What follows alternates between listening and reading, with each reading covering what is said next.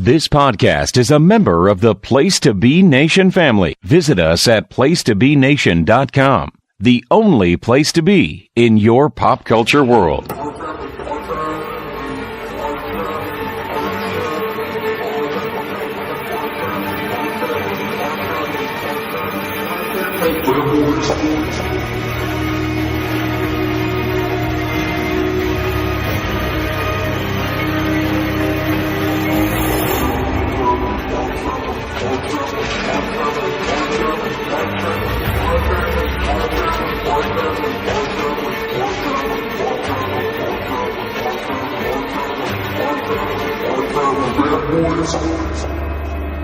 Place to Be Nation listeners, I am so excited about what's happening right now because there's an ominous feeling in the air. You can feel the dread and the terror in the L-shaped studio because, ladies and gentlemen, my co-host Nick Duke and myself, the hard-traveling fanboys, ooh, can you feel the tension in the air? We're about to kick off Walking Dead Month at the Hard Traveling Fanboys. That's right, folks. For the third year, we are going to delve into the world of The Walking Dead, Robert Kirkman's brainchild. And in a show, in a comic book property that is so rooted in horror and terror, and one can argue terror to Nick and I, for having to experience it all, we wanted to turn to a very special person that knows a lot about horror herself. We went straight to a person who's been joining us since the very first Walking Dead month. We went to the host of the Freak Out Drive-In, yeah. We went to our good friend, co-host of Geek and Sassy, co-host of Talkin' Pop, the Village Bicycle herself, Jenny Smith. Jenny, thank you for once again joining Nick and I for Walking Dead Month. Well, thank you for having me again for the third year. I wouldn't miss this threesome for anything, I tell you what. Absolutely. And that was an excellent, Hank Hill there at the end. I'll tell you what. What? So yeah, Nick, we are here for Walking Dead Month. I mean, gosh, we've got Jenny here. We've got everything we need to kick this thing off right. Nick, what do you think about Walking Dead Month this year? Well, I must say it's appropriate that it falls in October every year, seeing as how by this time of the football season, I am virtually a member of The Walking Dead at this point, and my physical feelings line up with that, because I feel like shit still. But that's okay. I'm here anyway. We're going to soldier through. Shots. Everybody! I regret nothing. That's not true. I regret many things. You didn't know this, Jenny, but I'm going to let you in and the listeners in on an exclusive. In the second half of the show today, I am going to unveil an exclusive interview with Nick Duke's liver.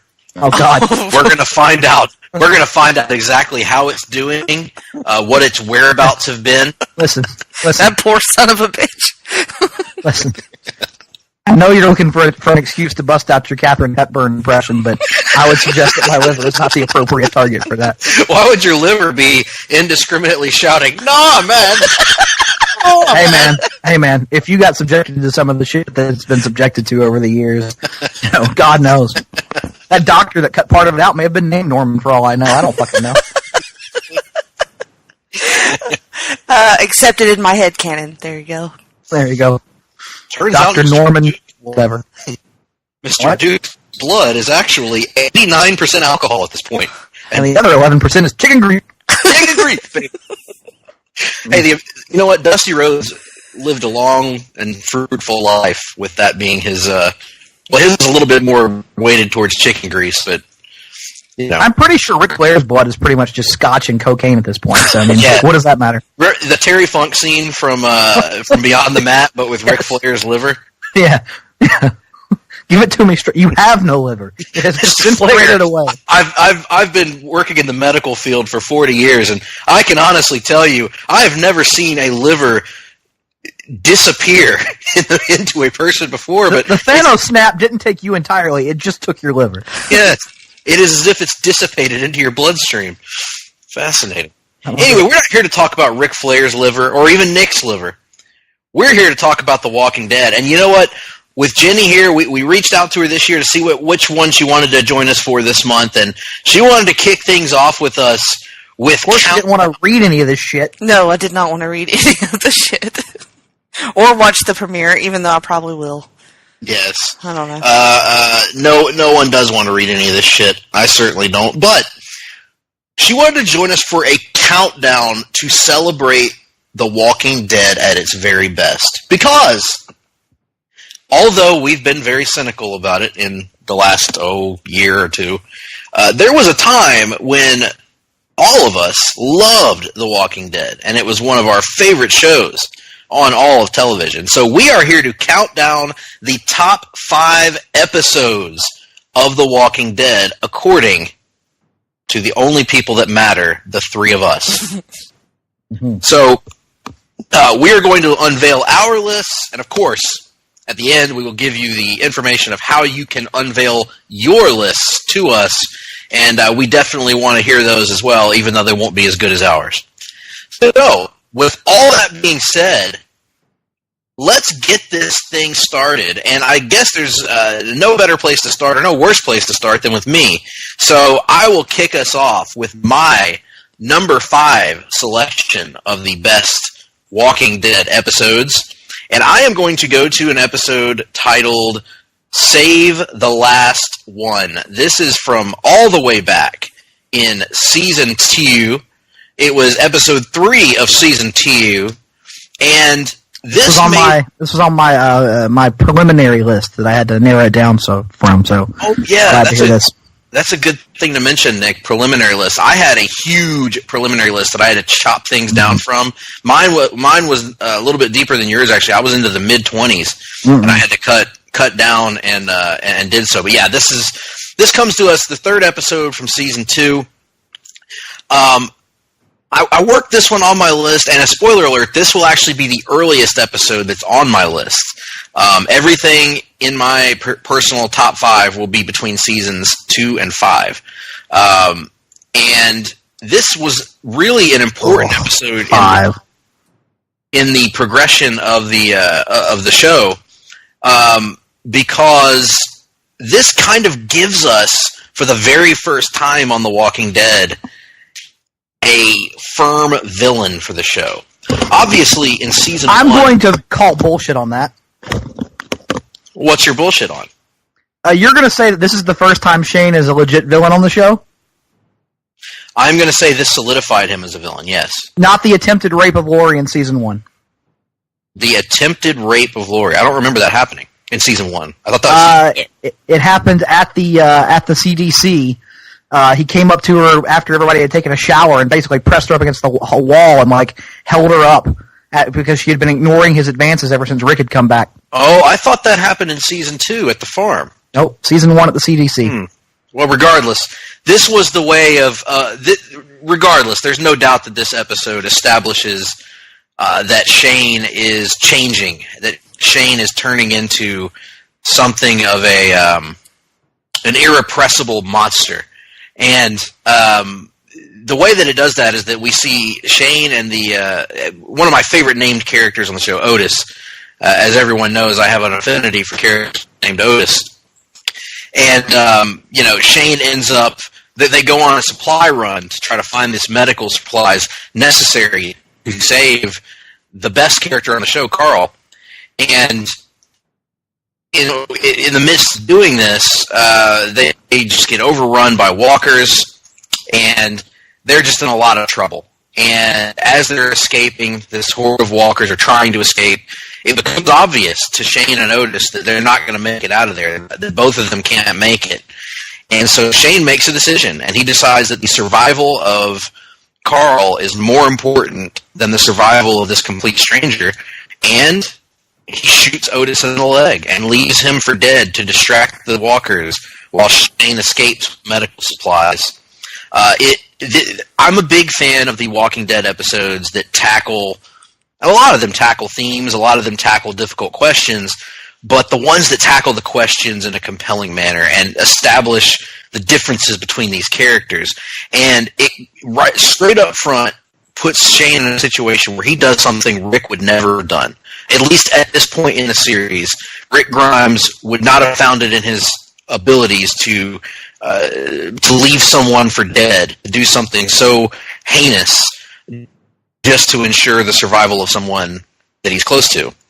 Shane is willing to cross that line. Shane is willing to make the very, very difficult choices that no one else wants to make, and this establishes that. It also features a horribly creepy and awesome performance from John Bernthal as Shane, who had already become my favorite character on the show at that point. And he comes back. I remember my favorite shot of the episode is a closing scene when he's told everybody, all we know as viewers is that he came back with the medical supplies and Otis didn't make it. And he tells them that Otis just got overrun and couldn't make it. And then we're revealed in flashback. It's revealed to us in flashback that Shane actually took him out, basically. And then you see that shot of Shane shaving his head and trying to get rid of the evidence, basically, from where Otis had attacked him and pulled a piece of his hair out when they had a scuffle. So, to me, this episode was really important for giving us our first serial villain in The Walking Dead, and establishing, again, some of the themes that would come back years later that would influence Rick, of Shane making decisions that are amoral, but that you can justify. Because there is a justification for what Shane did, even if you don't agree with it, and even if it is objectively wrong. And I think part of it is also bringing Otis full circle from being the one that shot Carl. Now, I'm sure in Shane's mind, it's something of a payback for that. You also have some really good stuff here as Andrea and Daryl are looking for Sophia. It's the first time we're starting to get humanization for Daryl, who was kind of a bit of a non-factor in the first season, quite honestly. And then here in the second season is where Daryl is really getting a character. He's really getting to dig his teeth in and end up becoming my favorite character on the show, replacing Shane. So there's good stuff with them, good stuff with Carol, and also T-Dog exists. So there's that. So that's my episode for number 5, Save the Last One. Your endless defenses of Shane will never fly with me, sir. Will never fly with me. Endless defenses? I was just saying he was a complicated character. He was a douchebag. That's pretty simple. Well, everyone in The Walking Dead is a douchebag. Except for Dale. They have to be. They have to be, or they die. Except who? For Dale. Dale was no douchebag. Dale was the conscience douchebag. He was the conscience Dale of the was group. The biggest douchebag in The Walking Dead. And you know what was even bigger douchebag? Dale never tried to rape anyone, Greg. We don't know that. Dale never went behind his best friend's back and slept with his wife. Have you read the comics? Dale has sex with Andrea and presumably... Dale gets around. Dale's doing very well for himself in the comics. Good for Dale's eyebrows. Or maybe not douchebags, but Dale himself, absolute douchebag. Dale's eyebrows could probably give a woman pleasure. Dale's very agile, very flexible. They can go in different directions. I've heard of a mustache ride, but an eyebrow ride. Oh, come on, baby. You don't know what it's like until you've had one of those. God, Eugene Levy must just have an incredible sex life. Oh, God. Anyway, that was my 5 selection. What's yours, Nick? Oh, man, my number 5 selection. It's also from season 2, but it's from a few episodes after yours, Greg. It is the episode entitled Pretty Much Dead Already. This was actually the show's first mid-season finale, because if you remember, season 1 was only 6 episodes. There was no mid-season finale in season 1. But Pretty Much Dead Already was the episode where we got the big reveal of what was actually going on in the barn. We had found out in the episode previous, Glenn had made that discovery, and he had filled the rest of the group in here, and this episode revolves entirely around what to do with that information. Shane is obviously coming down on the side of it's a threat to everyone. We've got to bust into the barn. We've got to clear it out. Rick is trying to be a bit more. And he's right, by the way. He's not saying he's not right, but Rick is trying to be more diplomatic about it because it's not their place. It's not their property. He is trying to give some leeway to the owner of the property, who has done them a lot of good, by the way, helping his son get better and all that. Teaching them how to stare at pastures. Now, that would become very valuable during the farmer Rick era. Yes, it would. It's, everybody needs a good pasture stare. Now, Rick, wow. Look at that pasture. Imagine all that grass was people. And imagine the people were standing on grass. And then imagine that grass had other grass underneath it, Rick.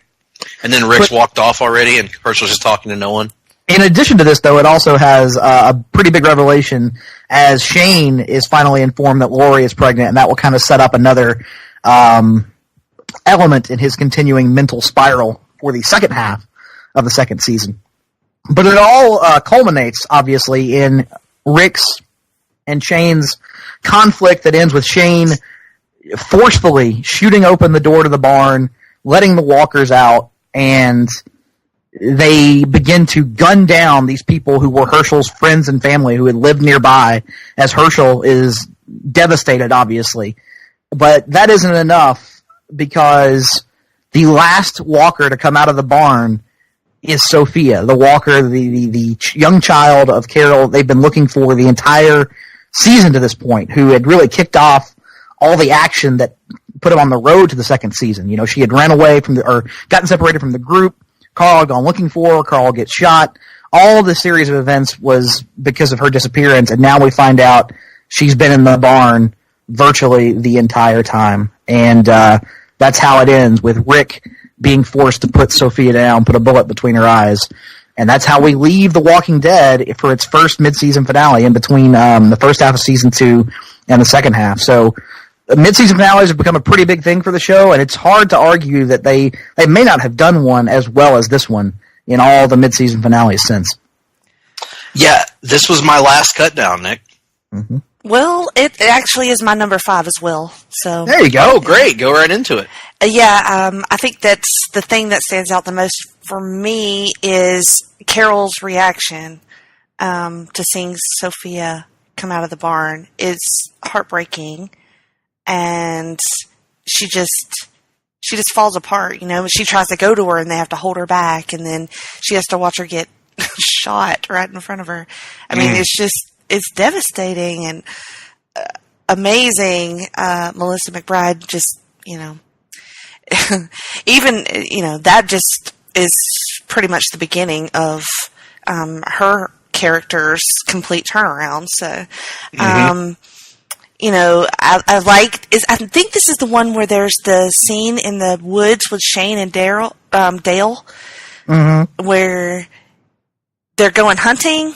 Is that right? And then yes, I think so. And Dale notices Shane training the gun on Rick. Yeah, that little subterfuge there. Yes, and his eyebrows furrow. Yeah, I really like that scene. Do. And then Carl, Carl, is he still healthy now at this point, or is he? He's still on the road to recovery. I think he isn't quite back yet. I feel like he did something stupid in that episode, but one of the many roads to recovery Carl would be on. Right. The kid can survive fucking everything under the sun. That's the biggest flaw. I mean, Otis really deserved to die, seeing as how he couldn't finish that fucker off when he had the chance. So much Carl hate still from you. I mean, are you not satisfied by now? No. I feel like Nick needs to see a counselor about this. Nope. No. Did Carl ruin your life in some way? Yeah, that stupid haircut. That's what did it. Oh, well. He's dead now, so you don't have to worry about it anymore. Yeah, he's finished. He's dead now until he, what could he show up in to ruin Nick some more? I'm hoping that Chandler Riggs will join the cast of, I don't know. He'll be Harry Osborn in the Spider-Man movie. Yes! Oh, that would be so beautiful. That would be so beautiful.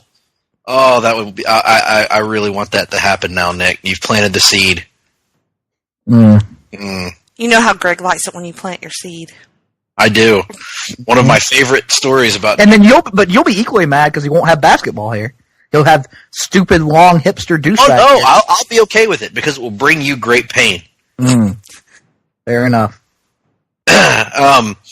Yeah, this is a great episode to put on there, both of you. This was my last cut, or one of my last cut downs. Yeah, just an incredible. The first in a series of incredible mid-season finales, because it sets that trend that The Walking Dead, to me, often struggles with their premieres and their finales, but they never struggle with their mid-season finales.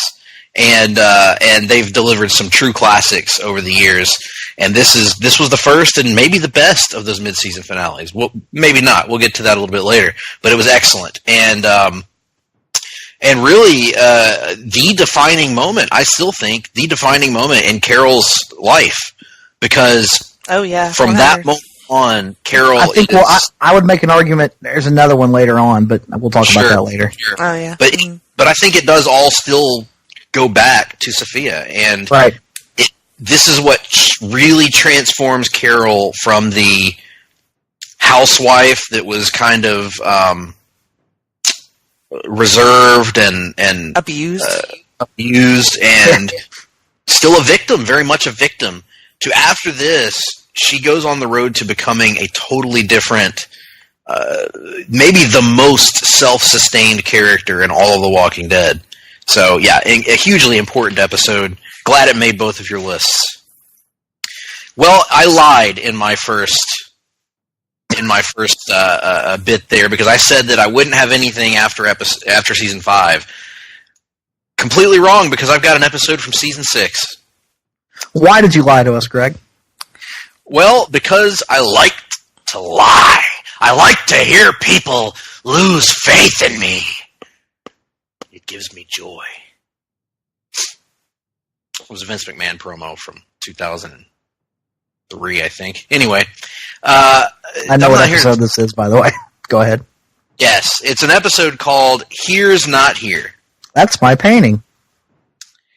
Is it really your painting? Yeah, it's my number 4 as well. Ow. This was the 4th episode of the 6th season of The Walking Dead. And it focuses entirely on someone who is not a main cast member of The Walking Dead. This is our very first episode, and to this point only episode, that focuses entirely on the character of Morgan Jones. And it's a... I'm trying to really frame this episode because it was so different and and it was very divisive. I knew when we talked about it at work the day after it aired, several people in the newsroom at the Dothan Eagle were not happy with this episode. They found it boring. I loved it. Obviously, it's on my top 5 list. First of all, Lenny James, who plays Morgan, is one of the best actors on television. He is dynamite in every role he gets on every show he has. He was amazing on Human Target, which people should check out. He's amazing on his BBC shows that he does. He's just a great actor. And anytime he is anchoring an episode of something, it's going to be good. But in this case, it's trying to show us how Morgan went from the character who we had encountered 2 seasons prior that was broken, that was literally an insane person who had lost his mind due to the death of his son and his failure to protect his son from his zombified wife, to what we have in the present day, which was a character who was a man of peace, a man who was calm, who had come to understand life and appreciate life in a way that he never had before.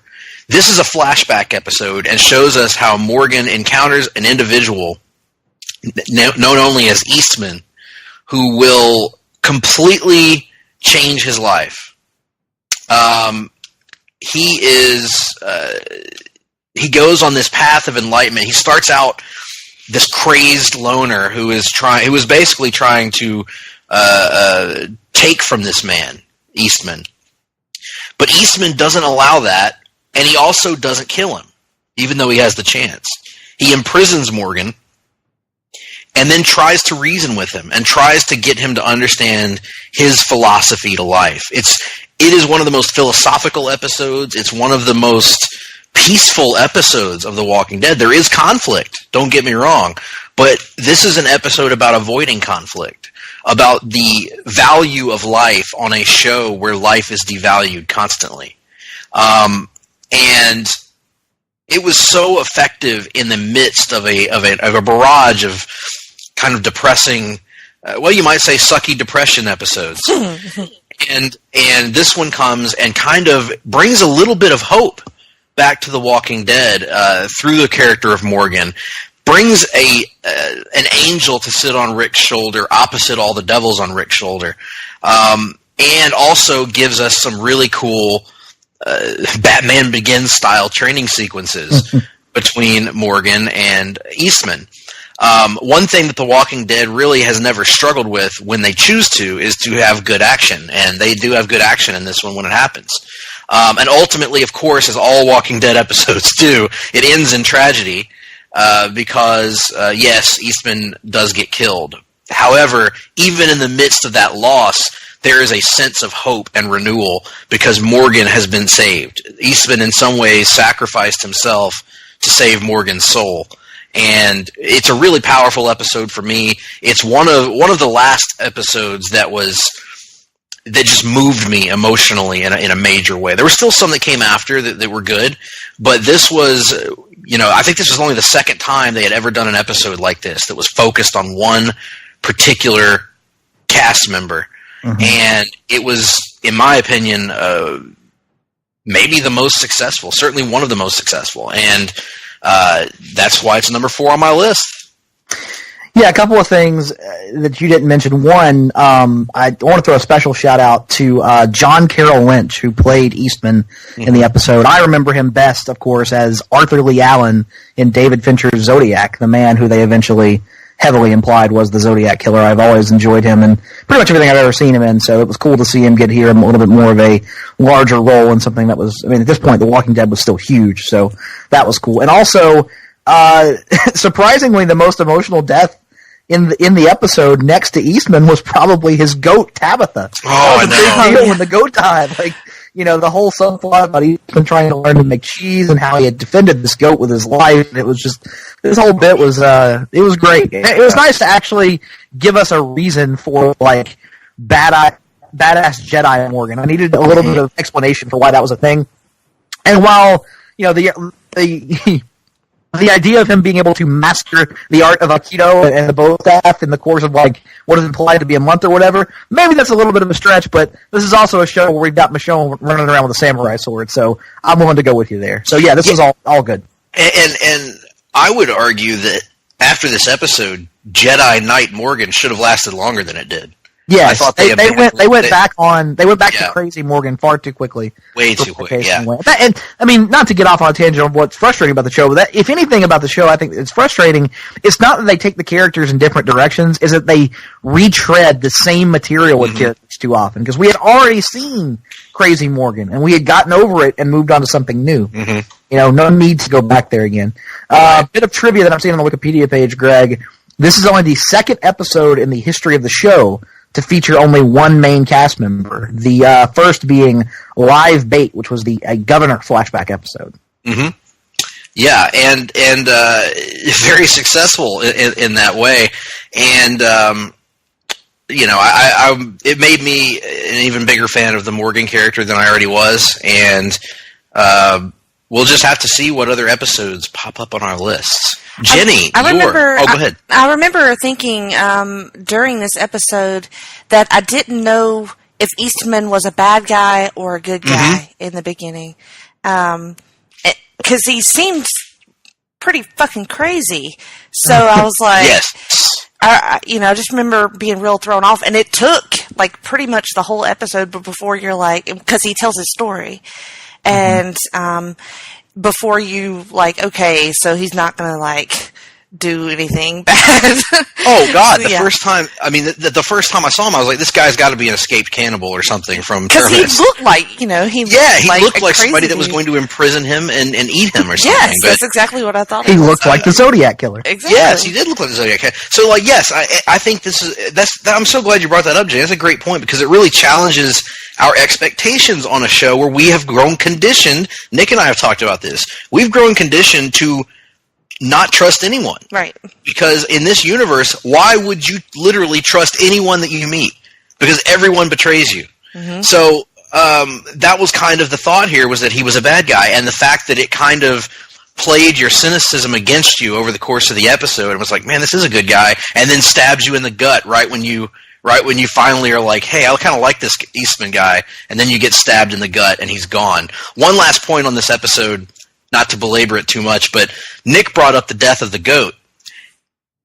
They don't happen often, but damn if the animal deaths on The Walking Dead are not often more powerful than the human deaths. Because I almost put on that episode from last season or the season before where Shiva, the tiger, dies to save Ezekiel. I mean, I remember that. That was like... I'm trying to remember other great animal deaths. Rick's horse. Yeah, that's horse. what Yeah, the horse. Is that it? I feel like might there's be it. another one. I feel like there's another one, too. How has there not been a dog somewhere? I mean, like, that feels too easy. Yeah. You know? Yeah, maybe that's why they haven't done it, but like the animal deaths they've done. I mean, a freaking CGI tiger had me ready to bawl watching it. Aww.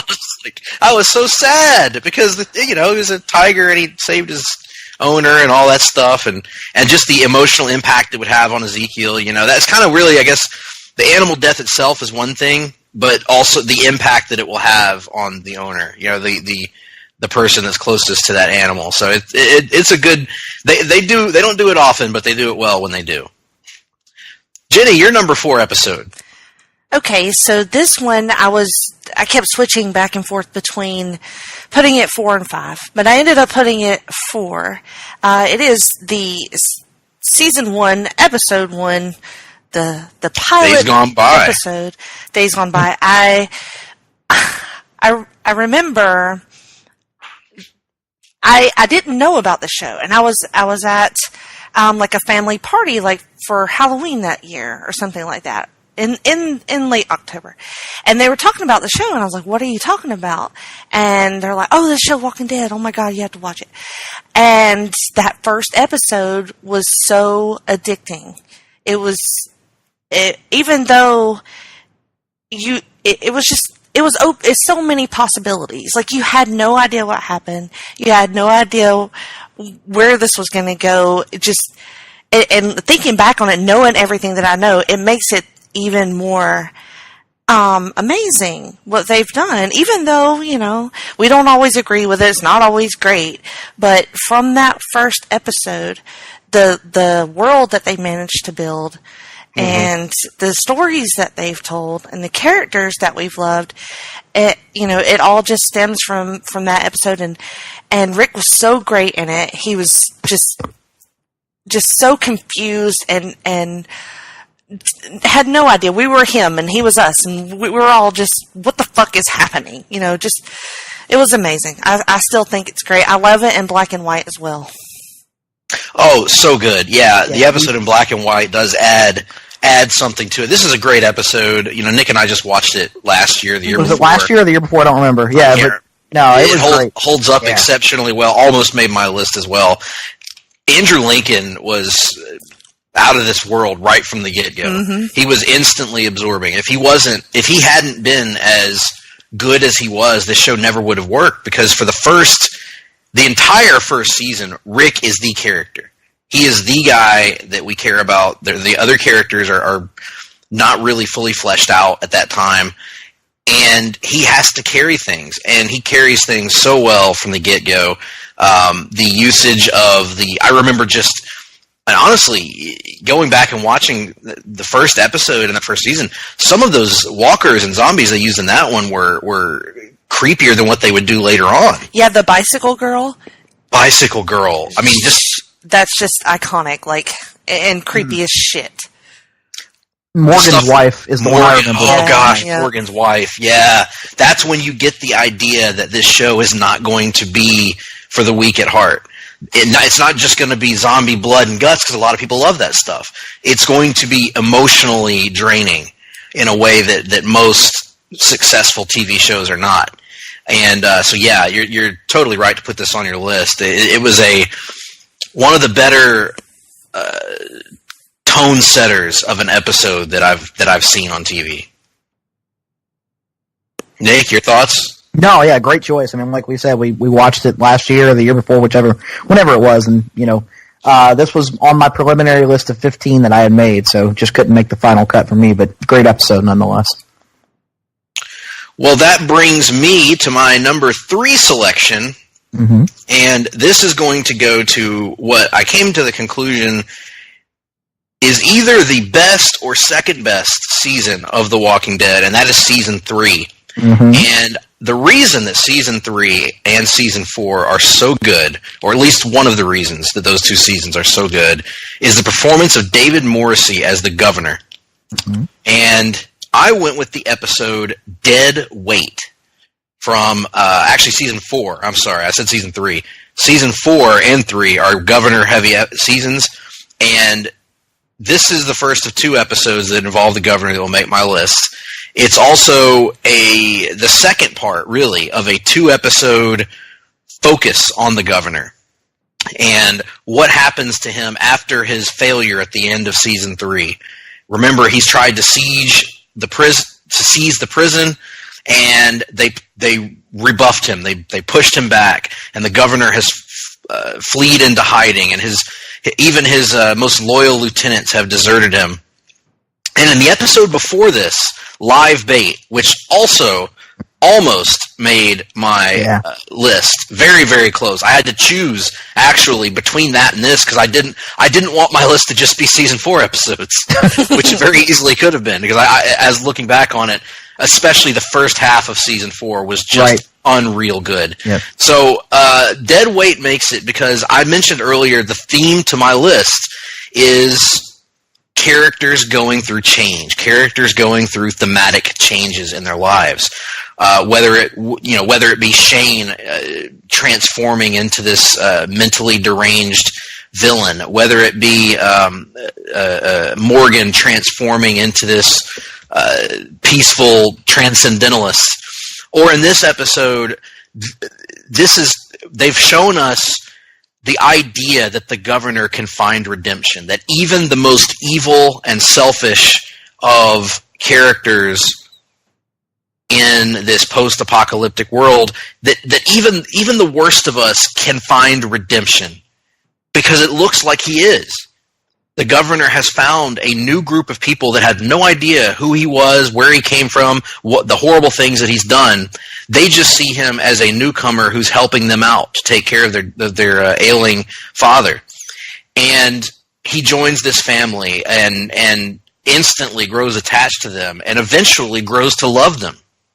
Well, Dead Weight is the episode that says a leopard can't change its spots. That when pushed, when things don't go exactly the right way, the governor will always revert back to who and what he is. And it's really a tragic tale because the governor has everything served up to him to restart his life and kind of fix the things that screwed him up before. But all it takes in this episode are a few things going wrong, a few negative encounters, a few problems with supplies, and suddenly he gets it in his mind that he's got to take the prison. He has to take the prison because now he needs to protect this new family the way that he had to protect his townspeople before. And so this is the episode that puts it all into perspective, including a scene where the governor is talking to Martinez, his former right-hand man, and he gets him drunk and then brutally murders him and assumes control of the group from him, essentially, and then lays out the plan that they're going to take the prison and allow it as a place for him to raise his new family. Just a powerful episode, a powerful performance from David Morrissey as the governor, because there was a moment between these 2 episodes, Live Bait and Dead Weight, that I bought in, and I thought, you know what, maybe they can redeem the governor, even though you kind of know in the back of your head that it's going to go awry, that he's not going to be able to resist the temptation for revenge on Rick and his people, and then how the governor continually justifies it in his mind as not being about revenge but about protecting his new family, when in fact that's all bullshit and it's actually about revenge. It was just brilliantly done.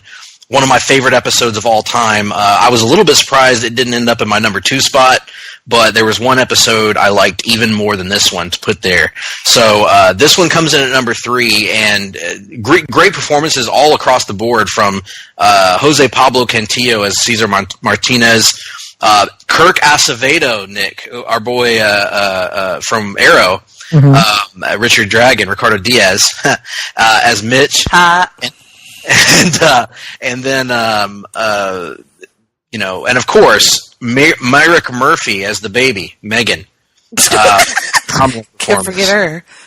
And among the earliest appearances of Tara. So, just a great episode and a great stretch of episodes. I was looking back on it, Nick, and this is actually my favorite sequence of episodes in the history of The Walking Dead. Yeah, that's a good point. It's another one that I considered, but didn't wind up ultimately making my list. And for my number 3 spot, I think there was a lot of speculation on your part, Greg, that I was going to give it, some credence on my list to certain episodes that killed certain characters. And I could not deny it that I understand that this episode was not intended to make me feel unmitigated joy the way it did. But I'm going to go all the way back to season 3, and I'm going to go to an episode called Killer Within. Also my number 3. Oh, that's fading.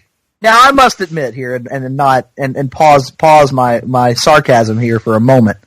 It is a legitimately emotionally affecting episode. What plays out over the course of the episode is you have the prison comes under a mysterious assault by a group of walkers. And granted, you have other things going on as well. You have some stuff in Woodbury that, quite frankly, is irrelevant as to why it made my list. But so anyway, the prison comes under assault from this group of walkers, and Carl and Lori and Maggie are trying to make their way from one side of the prison to the other, and they find themselves caught in this series of corridors. And wouldn't you know it, they're in the middle of it, Lori goes into labor. As the walkers are closing in, she's gushing out blood during the contractions, and Maggie has to make this, terrible decision at Lori's insistence to perform what is essentially going to be a fatal C-section on her. And so Lori gives birth to Judith there as she bleeds out. And then, as much as I hate the kid, the worst thing that could possibly happen I think probably the worst thing that's ever happened to any character on the show, as Carl's got to put a bullet between the eyes of his just deceased mother. I mean, it is heartbreaking for him. But I will say, after the first 2 seasons of the show, fuck Lori, I was glad she was gone. Oh yes, absolutely. Ooh, boy. I mean, I just can't imagine, that whole that whole sequence is just riveting and horrifying, and you can't look away, and you're freaking out, and you can't believe they're doing it. You kind of thought they were going to do it, but they started doing it, and you're like, oh fuck, Maggie's got to cut her open. Oh my god, she's going to die. Oh my god, she's going to turn in. Is the baby going to die? Is it going to be a baby zombie? And you're just freaking out. And you kept waiting for there to be some miraculous, saving moment for Lori, right. for Herschel to show up miraculously and fix everything or something like that. Or that. Sacrifice himself. You're right. And eventually you realized that just wasn't going to happen. Because it's episode 4 of a season is really odd to lose a major character. Not just one, but you guys are burying the lead, which is that T-Dog died in the episode. Yeah. That's not the lead, Greg. No, it's really not. But, I mean, poor T-Dog, man. That was rough. But not as rough as Carl having to, shoot his own mother. You know what's remarkable about T-Dog? He somehow lasted into the third season and had absolutely no moment. And I can't think of one single moment where I go, man, T-Dog was awesome there. Like, not one. Maybe he's the a best. fan He was favorite. up there with, like, Martinez, or not. Who was the guy? Yeah. I know you. You're what was his name? Oh, What's his name? what was the guy's name from last year? Yeah, that they brought back. It was supposed to be some big deal, and we were like, who? Who? Rick's like, I know you. Yeah. You're the guy from the camp outside of Atlanta. Yeah. who was this guy? I think it was Martinez. I thought Martinez was the the governor's guy. Oh, you're The right. governor- Oh, shit. Quack. Ramirez, maybe? You're Ramirez. I don't know. Nah. We're Oh, gonna go. We're just going to go through every stereotypical Latin American thing. I know you. You're Eddie Guerrero. You're Gonzalez.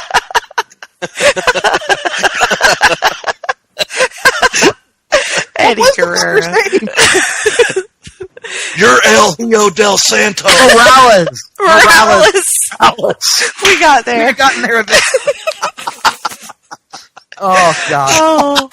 Oh my Another God. thing that this episode had going for it, though, one of the first extended appearances of Axel as well. So that's Yes. Yes, I can't Axel. forget that. One of the great forgotten side characters in Walking Dead lore. Oh, Jesus.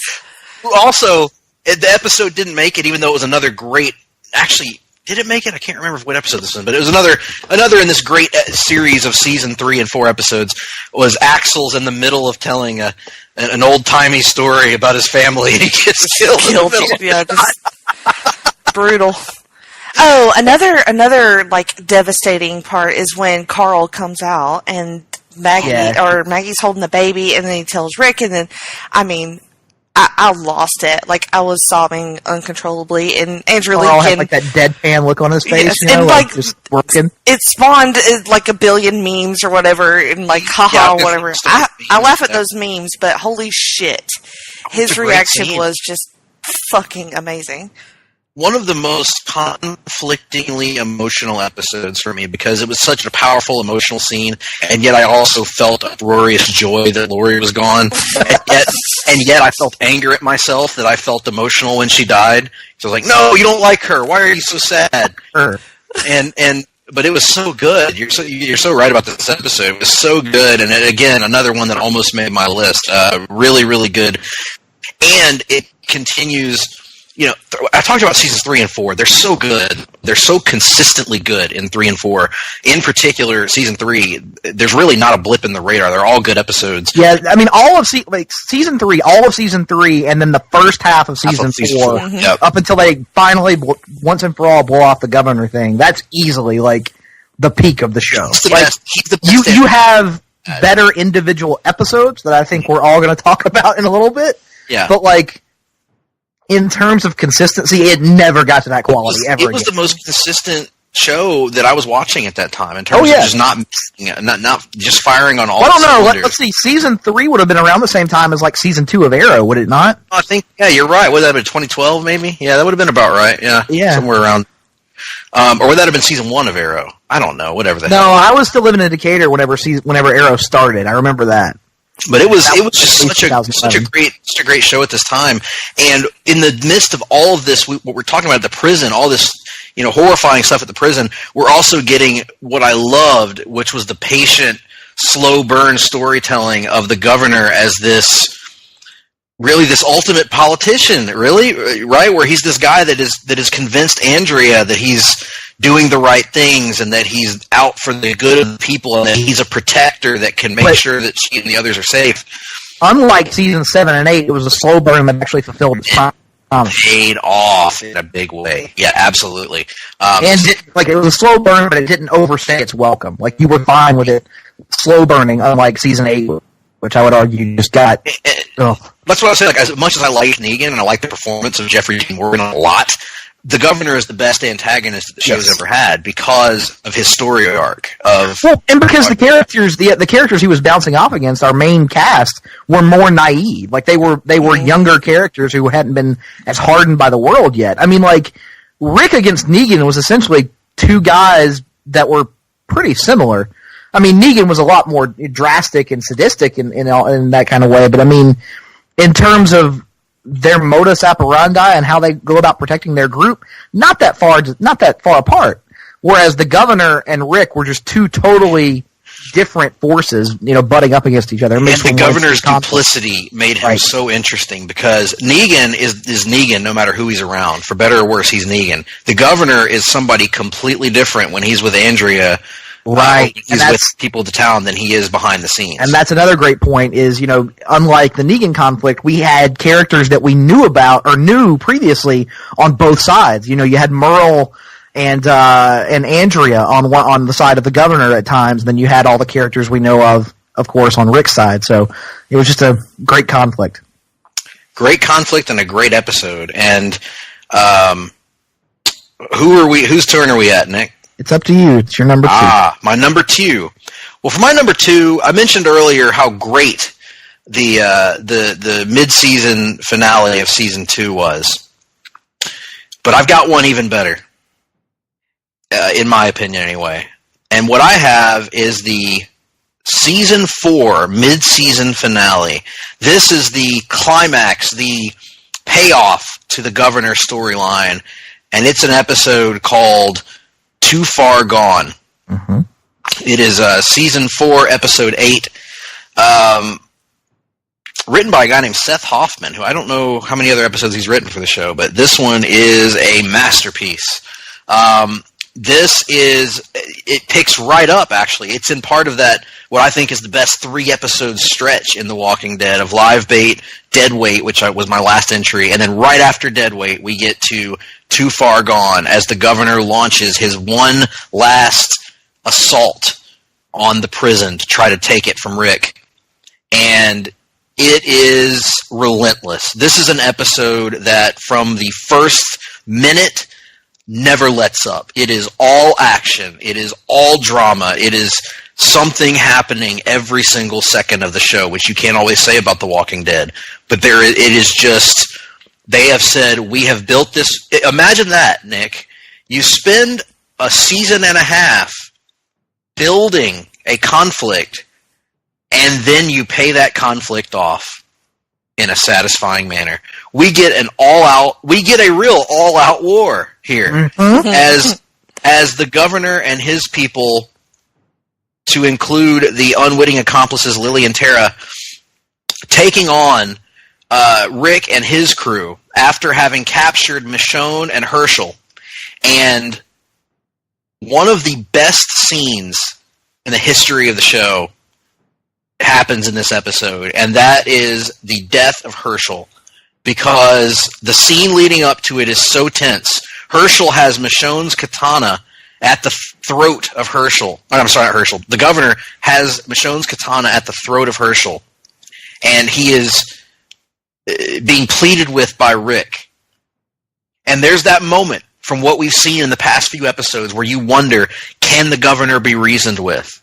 Is there still that glimpse of the good man that once was the governor before all of this happened, still deep inside him somewhere? And then with one word, it is clear that he's not, because Rick's telling him everything. Rick is giving him a plan that they can work together, they can live together, they can resolve their differences. A plan that might actually work potentially. And he is using Herschel's advice to him to try to appeal to the humanity of the governor and to put all their issues in the past. But the governor is too far gone, and he says just one simple word, liar. And then he cuts off Herschel's head in a shocking moment, a really, truly shocking moment.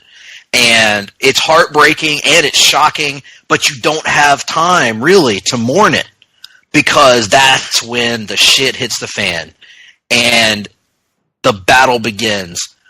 It is just, it is incredible what happens here. The violence, the chopping off of the head, the Lily and her story. She shows up and then gives the governor the body of her child, Megan, who the governor had become to love, who had taken, such an affinity for, and then the governor has to put her down because she's been she's going to turn. She's been bitten, basically, and killed by walkers. And there goes the last, whatever vestige of humanity was left in the governor is gone. And so you're left with this just horrible battle between the sides. The governor has lied to Lily and Tara, and they realize it. And now you get all the people fleeing the prison because the zombies are overtaking the prison. It's a lost cause at this point. The prison cannot be saved.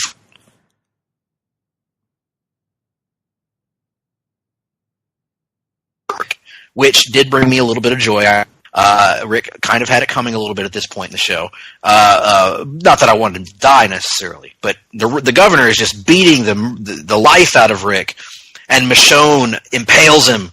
And then you get as the governor's laying there, left for dead to be consumed by walkers, he's put out of his misery by Lily, who finally shoots him in the head. And then you get that Sodom and Gomorrah ending, right? Where Rick and Carl are walking away, and Rick tells Carl, "Don't look back, just keep walking. Don't look back." What a great, poetic, violent episode this was. I think this is maybe the best example of a great action-packed episode of The Walking Dead. It's a mid-season finale that lives on in my heart and my mind. And was a fitting finale for a truly terrific villain in the governor. Indeed, it was a great episode, and another one that I had to cut from my list, unfortunately. So a good choice on your part, and a thrilling recap. Because I had forgotten a lot of that. Honestly, I remember the look on Herschel's face. Like Herschel, he just knew it, and he was just staring at his girls, and It was rough, and I wasn't like super attached to him, but that was their reaction and his it's going to be okay look on his face. The look that he had accepted it. I think that's what did me in the most on that, was like that he knew and he had accepted it and was at peace with it, and there was that unspoken dying words that I heard. I don't know if anybody else heard, which were, "You need to talk to your boy."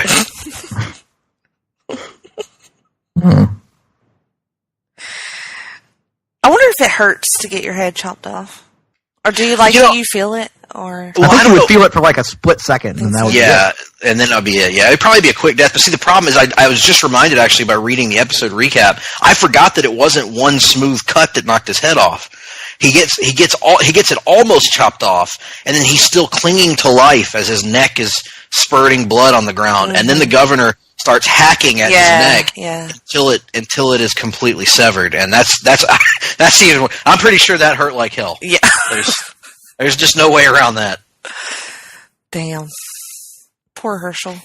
I know. Good man. A good character that had really won me over by that point. Nick knows that I was soft on Herschel in season 2, but Greg always hates the wizened old conscience of the group. First Dale, and then he hated Herschel later on, and then finally he came around to Herschel. I love Herschel, did I not? Yes. When he lost his leg, he gained a fan in me. I remember that episode when he had to lose a leg. Yeah, he had to lose a leg. Yeah, so he comes in, and he's done something. Must have loved Zach Gowan. I don't remember what he did exactly, but he comes in and he gets back to the prison, and Daryl goes, "Hell, old man, you a badass." And then Herschel just looks at him and goes, "I am." For some reason, you just made Herschel sound like Ian McKellen. I don't. That's okay. I am. Is that what they say? I knew it. That's the line. That's always what you go to. That's always the line. That's the only line. That's the only line that he ever delivered in his career. Oh my. In any event, moving on to my number 2. The episode you just mentioned, Greg, we said goodbye to Herschel, but the one I'm going to talk about right now is where we said goodbye to one of my favorite characters. Going to season 3, episode 15, entitled "This Sorrowful Life." My last cutoff. Mine too. Yep. This is an episode that deals almost entirely with Merle Dixon. The the setup of the episode is that basically the governor is offering to end conflicts between the two groups if Rick will simply turn over Michonne. And at first Rick's going to do it, and then of course his conscience gets the better of him. And Merle decides to take action into his own hands and knocks out Rick and is going to take Michonne himself on to the governor to bring into the bloody conflict. And along the way to the meeting spot, to the rendezvous point, Merle, his conscience, finally gets the better of him. Michonne gets him to admit that he isn't as terrible a person as he likes to let on, and that he had never actually killed anybody until he came into the service of the governor, despite his protestations of hardened badassery for his entire life. And he eventually has a change of heart, stops the car they're in, and lets her go. But instead of going back with her, he keeps on going. And it's that point, it's clear he has something in mind. You're not really sure what. And, there we see at the meeting point that the governor has got this ambush set up, and we see the car kind of roll into the front, and they all move on it. And then Merle launches a sneak attack, taking out many of the governor's men and coming for the governor himself. But unfortunately, the governor gets the better of him, actually bites off a couple of his fingers, and then the governor shoots and kills him when Merle refuses to beg for mercy. And of course, he leaves him there intentionally because he knows that eventually Rick and his group is coming. But it isn't Rick who shows up, it's Daryl. And Daryl is there, and he sees the Walker version of Merle and has a complete emotional breakdown. And Daryl kind of loses it and goes nuts on the zombified Merle as he's bawling his eyes out, essentially.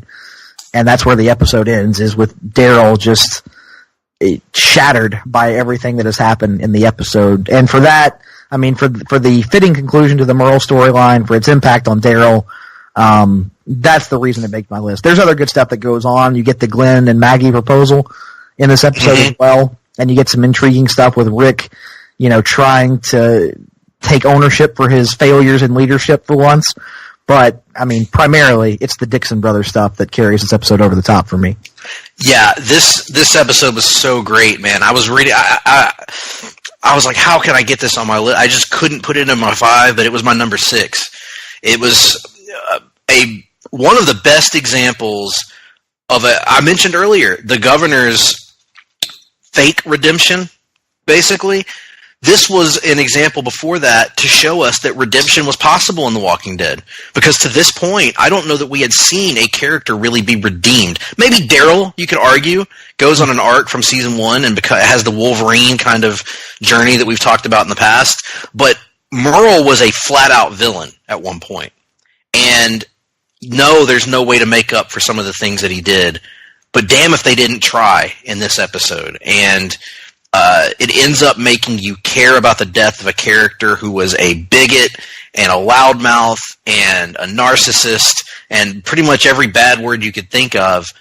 But because of his actions and because of how he tries to change at the end of his life, you feel for him and you feel bad that things are not going to work out for him. And especially you feel bad for Daryl, who is this character that's gone on this great journey, who has become sort of the linchpin of the group in many ways, from the ultimate loner to the ultimate team player. And to see Norman Reedus give that performance of a character that has really largely been the manliest character in the group, the kind of the rugged badass that's the mountain man, and then to see him vulnerable in a way that he probably had never been asked to be on The Walking Dead to that point.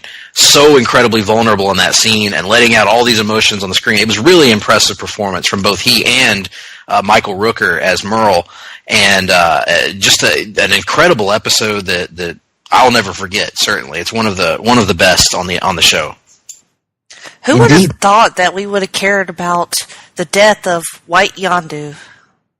Right. Thank you, Jenny. I made that joke to Nick on the phone earlier today. White Yondu, and I completely. No, I knew after that one appearance in season 1, when they went back and that the handcuffs were empty or whatever, I was like, oh, he's coming back in the future and it's going to be awesome. Mm-hmm. Because that character in season 1 was so utterly detestable, and yet you got the impression there was more they could do with him. So I was looking forward to that from the jump. What episode was it where he had the line about Glenn? I've been struggling to remember which episode. I think it was episode 3 of season 1, but I could be wrong. No, it was later than that. It was later than that. Something about Korean. You're talking about, okay, no, this would have been, after the fact. Because it was this would have been episode, so season 3 sometime. Chinese boy, and then Daryl goes, he's Korean. Whatever. Yeah, God. just so, and just Daryl's disgusted reaction was Daryl of all people, who was this ultra redneck in season 1 that seemed irredeemable at himself at times, and then by now he's become this. He's completely changed, and then to see Merle come around towards the end, so good, so good. Well, Jenny, what about you? What is your number 2 selection? Number 2. Okay, so I'm gonna go to season 3, episode 12. It's called Clear. This was always one of my favorites. I think it's because you finally get to see, because the whole time you've wondered, like, whatever happened to Morgan? Like, did Morgan ever make it to safety? And, like, you know, Morgan was always sort of a question in the back of your mind. And then you finally see Morgan again.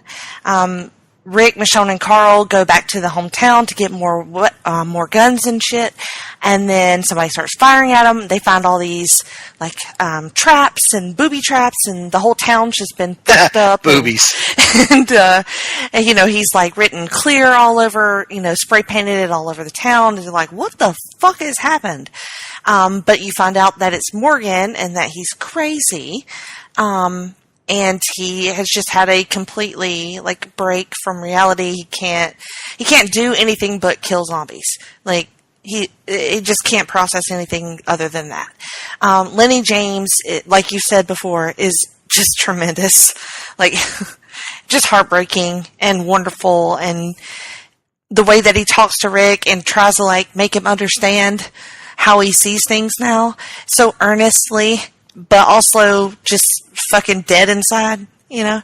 And Rick just being so touched by it and, like, affected by it and trying to talk him into coming back with them, you know? And how hard Rick wants to fight for him after all this, because how important it is for Rick. That walkie-talkie had been a recurring part of the show since the first episode. And it just so, because you knew that, you know, you knew his situation. Well, he had to tell him about his son and what happened with him, and it was just that episode, one of the early ones that have just stuck with me, even through everything. Even when Morgan came back, you know, as much as I liked seeing him be Jedi Morgan and then kind of back to badass Morgan again, to me, the Morgan in Clear is the most broken one, and the one that always sticks with me.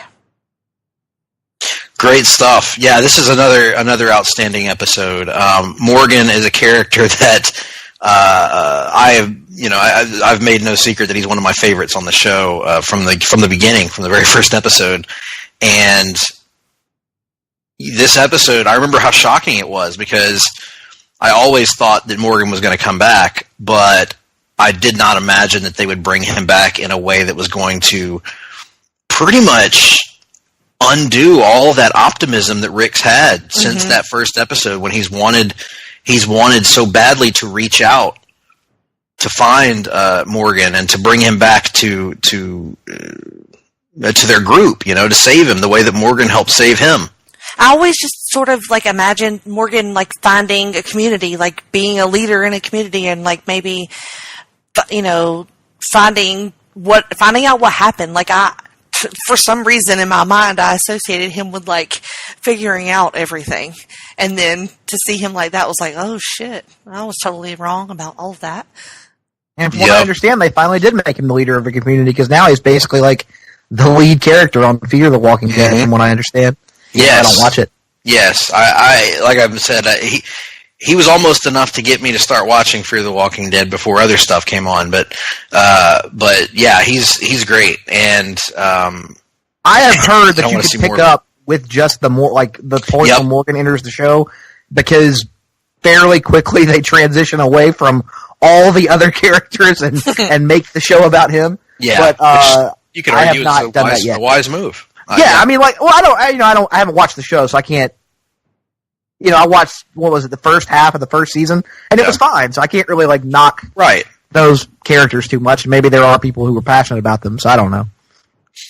And then just a little side on that episode as well. The little Michonne and Carl go looking for a crib, kind of, but he goes to the bar and gets the picture of his mom and dad. But it's a really nice bonding with Michonne and Carl early on in their relationship. Oh yeah, I forgot that happened that early on. Actually, I was thinking that was a later episode, but you're right. The thing about seeing Michonne's development was really cool. This was one of the first steps in humanizing Michonne too, from just the badass warrior woman into her learning to trust other people and to love other people and taking on this motherly role to fill the empty space in her life from her own backstory that we would find out. So good stuff. Good stuff all around here. And now we reach the end of our lists. And before I get into it, are any of us diverging from... Nope. No. Not a chance. From the episode I'm about to mention? I'm sure we all have the same episode. There's not a chance.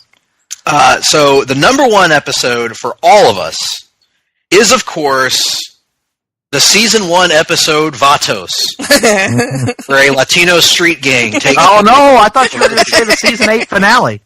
My bad. No, of course, our actual episode is season 4, episode 14, known as The Grove. Or, as it's colloquially known, Look at the Flowers.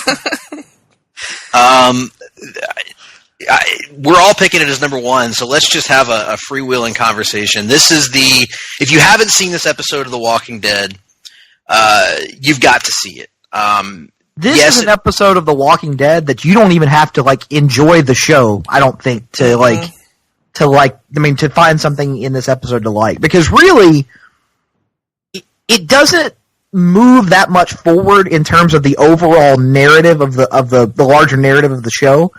And it doesn't even really feature characters, for the most part, that we had grown that much to care about. Now, Carol, obviously we all care about Carol. I'm not saying that, but Tyrese is in the episode, and Tyrese in the show was a character that never really, to me, hit the way everybody kept saying he was supposed to, given his profile in the comics.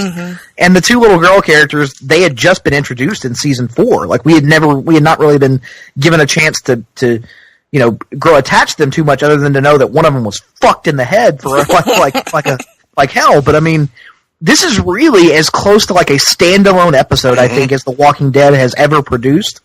And yet, narratively, in terms of the things it does with its plot, no other show on television would have done something as dark and as daring as this did. I mean, it is, without question, to me, far and away, the creative storytelling peak of the show, and it has never been approached. It's the ballsiest episode they've ever done. Yep. It is the most depressing episode they've ever done. It is the darkest episode. It's as dark as anything that was in True Detective, which was an HBO series. Yeah. And went into some dark places. This is as dark or darker. It is as dark and depressing as any episode of any TV show that I've ever seen. One of those episodes of TV that you watch and you know that everyone is going to be talking about it the next day. Everybody. I remember going into work the next morning and we were almost traumatized. We always had a Monday morning Walking Dead discussion, and as usually would wait till the afternoon when we had gotten our actual work done. But I remember we got in, and I remember my editor, my boss, Kendall Clinton, looked at me when I walked into the office. I was a little late, as I often was in those days, and he says, all right, Greg's here. Everybody, conference room now. So we went into the conference room. Kendall shut the door, And he said, "What the hell was that?" And so we just talked about it and almost had a group therapy session for about 45 minutes talking about that episode and what an experience it was, that we couldn't believe that a TV show went there, that, the moral ramifications of it, no matter what you had seen on The Walking Dead, we had seen people eating other human beings. We had seen guts ripped out. We had seen children have to shoot their own mother. We had seen so many horrific things. Friends turned against friends. Family members turned against family members. When you see a little girl murder her sister with a smile on her face, it was as disturbing as anything I've ever seen. And okay, there's a lot of praise to go to this episode. The writing from Scott Gimple, the directing from a guy named Michael Satrazimis. I'll call him the director. All that's great. Everything, the way the shots are set up is great. The performances from Melissa McBride as Carol in particular, it will wreck you. And then credit to, what's her name? Brighton Sharbino as Lizzie. Mm-hmm. Outstanding. I remember when Nick and I talking about this after the episode aired, just to each other, that I don't remember on television a better performance by a child ever.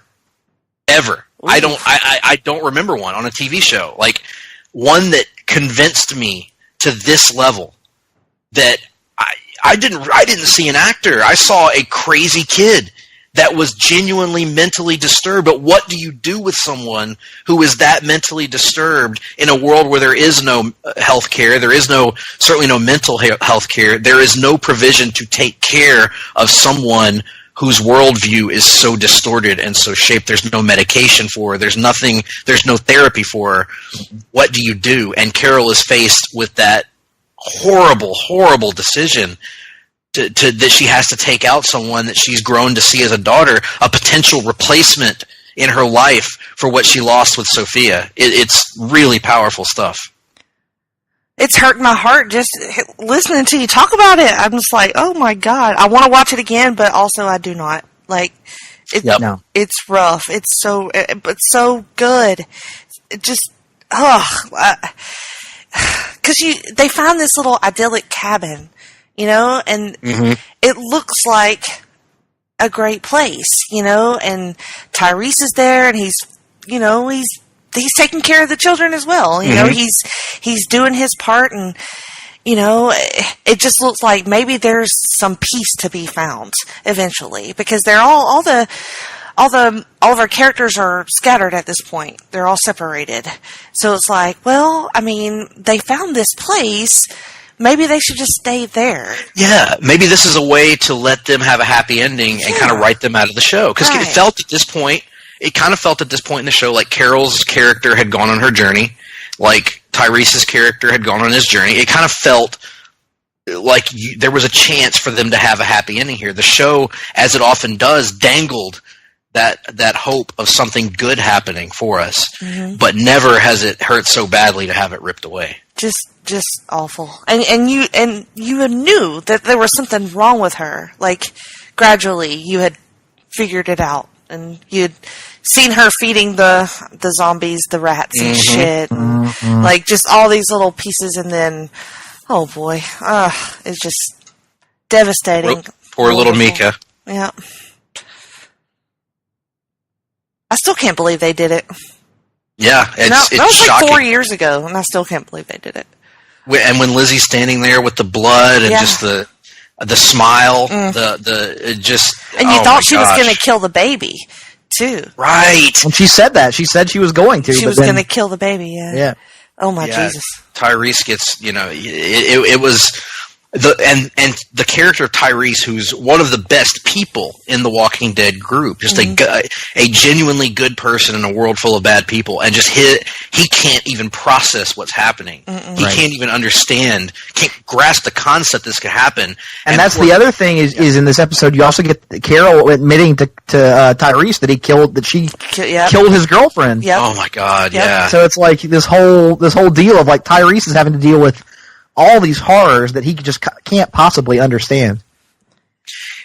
and ultimately the way that Tyrese processes that is even touching in its own way, because it's not what you think it's going to be, because he was within his rights to murder her right there. Yeah, she offered it to him. She almost wants him to. Yeah, she kind of does.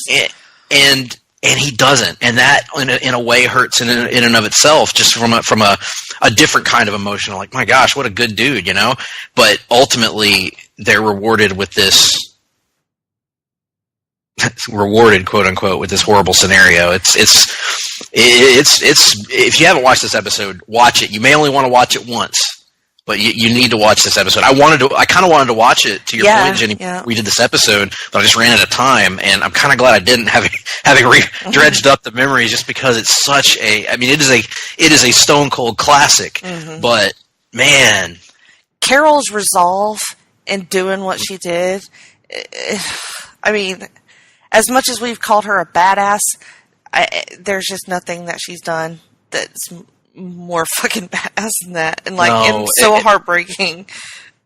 As much as I talked about the vulnerability that Norman Reedus showed as Daryl at the end of that one episode, take that to the nth degree here with her, with Carol, and oh my gosh, the tears coming out of her eyes, just naturally occurring tears coming out of her eyes as she's doing this. I could imagine being in that scene and what Melissa McBride was tapping into to perform in that manner. She had to be realizing it. She had to be, contextualizing it for herself. And gosh, how do you even go to that place? So good. She's amazing. Yep. Well, anything else to add, Nick, to the Grove? No, great episode. It's far and away the best in the show's history. Like, the gap between that one and the others on my list was pretty massive. Like, it would be up there in terms of, like, one of the best episodes of television I've ever seen. So, same, yeah, same is what it is. Well, that brings us, of course, to the end of our countdown. We have gone through a fun reminiscing about a lot of really sad things. So it's kind of been fun to emotionally torture ourselves again. But let's remind everyone of our complete lists. I'll start. I had at number 5, Save the Last One. I had at number 4, Here's Not Here. I had at number 3, Dead Weight. I had at number 2, Too Far Gone. And I had at number 1, The Grove. Nick? Yeah, I had at 5, Pretty Much Dead Already. At 4, I had Here's Not Here. At 3, I had Killer Within. At 2, I had This Sorrowful Life, which could also be called This Sucky Depression Life. And at number 1, I had The Grove. And Jenny?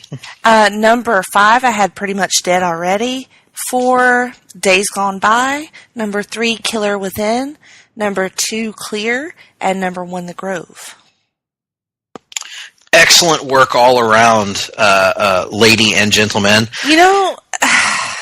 Doing this, because, you guys have talked about it, and we've all talked about the decline of the show, and, what are they doing, and are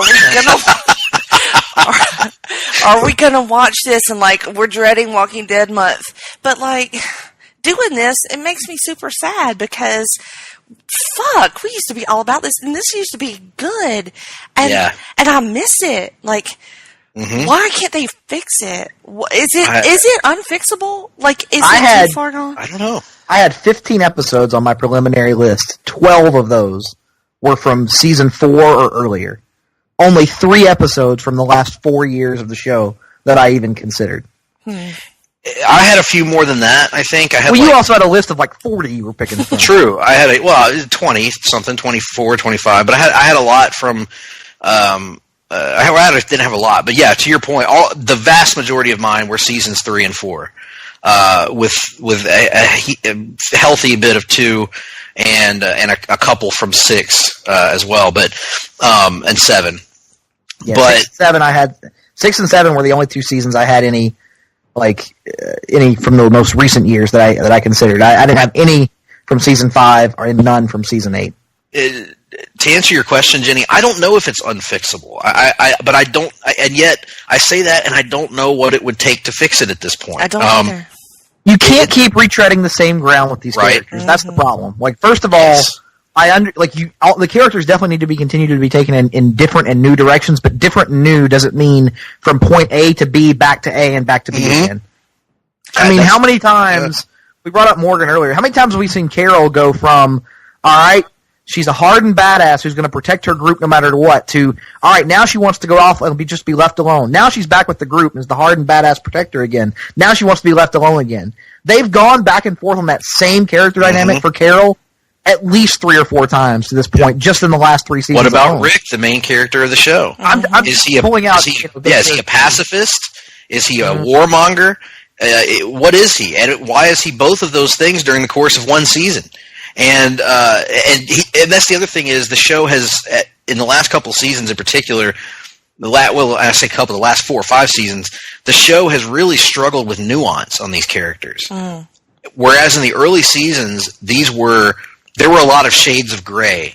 You know, Shane was a bad guy, but Shane had motivation for what he was doing, and Shane wasn't a mustache twirler that was just out to, for power or gain or whatever. The governor was a bad guy 100%, but the governor had nuance. The governor had elements to him. Rick had nuance to his character. Now he just flip-flops between I'm going to kill you, Negan. I will kill you, to I don't have to kill you, Negan. That's not the right thing. We don't have to kill each other. Another thing that I think has actually hurt the show are the time jumps. Not because the time jumps are a bad idea from a plot perspective, but because the writers use them as an excuse for lazy writing. They use them as an excuse to have characters come back from mid-season breaks or season breaks acting completely differently than they did beforehand, and they can hand-wave it away and go, oh, well, they were affected by all these things that happened while you weren't here, while we weren't showing you this. Whereas before, it used to be you'd pick up one season straight into the next, and you would have to follow these characters along and see their development. Well, and now, with every time they do a time jump, I feel like they're just using this magic reset button for some of these characters, and it winds up feeling hollow as a result. We talk about character arcs. Arcs are called that for a reason. They start, they go up, and they end up in another place. In an arc. Daryl had one of my favorite arcs of a character. It's the classic Wolverine and the X-Men arc. He comes in as this gruff loner that's antagonistic, and then over the course of the seasons, the first 3 to 4 seasons, he goes on this journey and he winds up finding his humanity and becoming the ultimate team player until they decide to revert him back to the crazed loner that wants to kill everybody, until he then overcomes that and becomes the Daryl we all know and love and back to the team player, until he's back to being the crazed loner again that wants to destroy Negan at all costs. So, there are room to tell stories where Daryl wants to kill someone at all costs, but you can't just jump. You can't just jump from point A to point B back to point A, as you said, Nick. You have to have a journey to get there, and they skip the journey on these things, and that has been a huge issue. And then the other aspect is, I think in the argument of it's not fixable would be, it's hard to do what we're talking about to a degree when there's no end in sight to the story you're telling. Robert Kirkman has no ending for The Walking Dead from everything we know, and there's no destination in sight, in other words. But I do think that, to Nick's point, maybe it is salvageable, but you have to fundamentally change your approach. You can't take the shortcuts that they were taking, because I'm like you, Jenny. I was kind of bummed out looking at these episodes today when I was trying to formulate my list, because I was like, The Walking Dead was a cultural event in a lot of ways. Like, workplace discussions, online forums. There were Facebook discussions that would have 170 comments after an episode, And people would get legit fucking pissed off if they got spoiled on that shit. Absolutely. They would avoid social media until they watched it, just so they would get spoiled on that show. And it's not anymore, and that sucks. And, I don't know. What do you think, Nick? Is it fixable?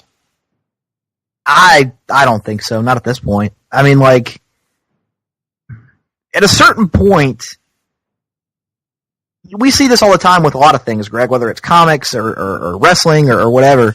When you have an audience and you do something to lose a portion of that audience, you can win a portion of that audience back, but a part of that you've lost is gone forever. They're never coming back no matter what.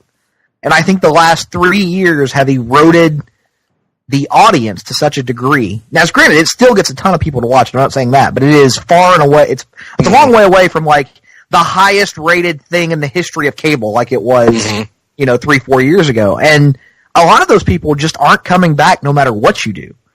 So when you talk about saving it, like, can it get creatively better? Sure, it can. But is it going to be what it once was in terms of the cultural phenomenon? No, that was a moment in time that we'll never relive, at least in terms of this show. And their whole idea of the Walking Dead universe that they're trying to do now is 5 years too late. Like, now you are beating the dead horse that is this property. Not saying it's completely dead, but they're beating a dying horse. How about that?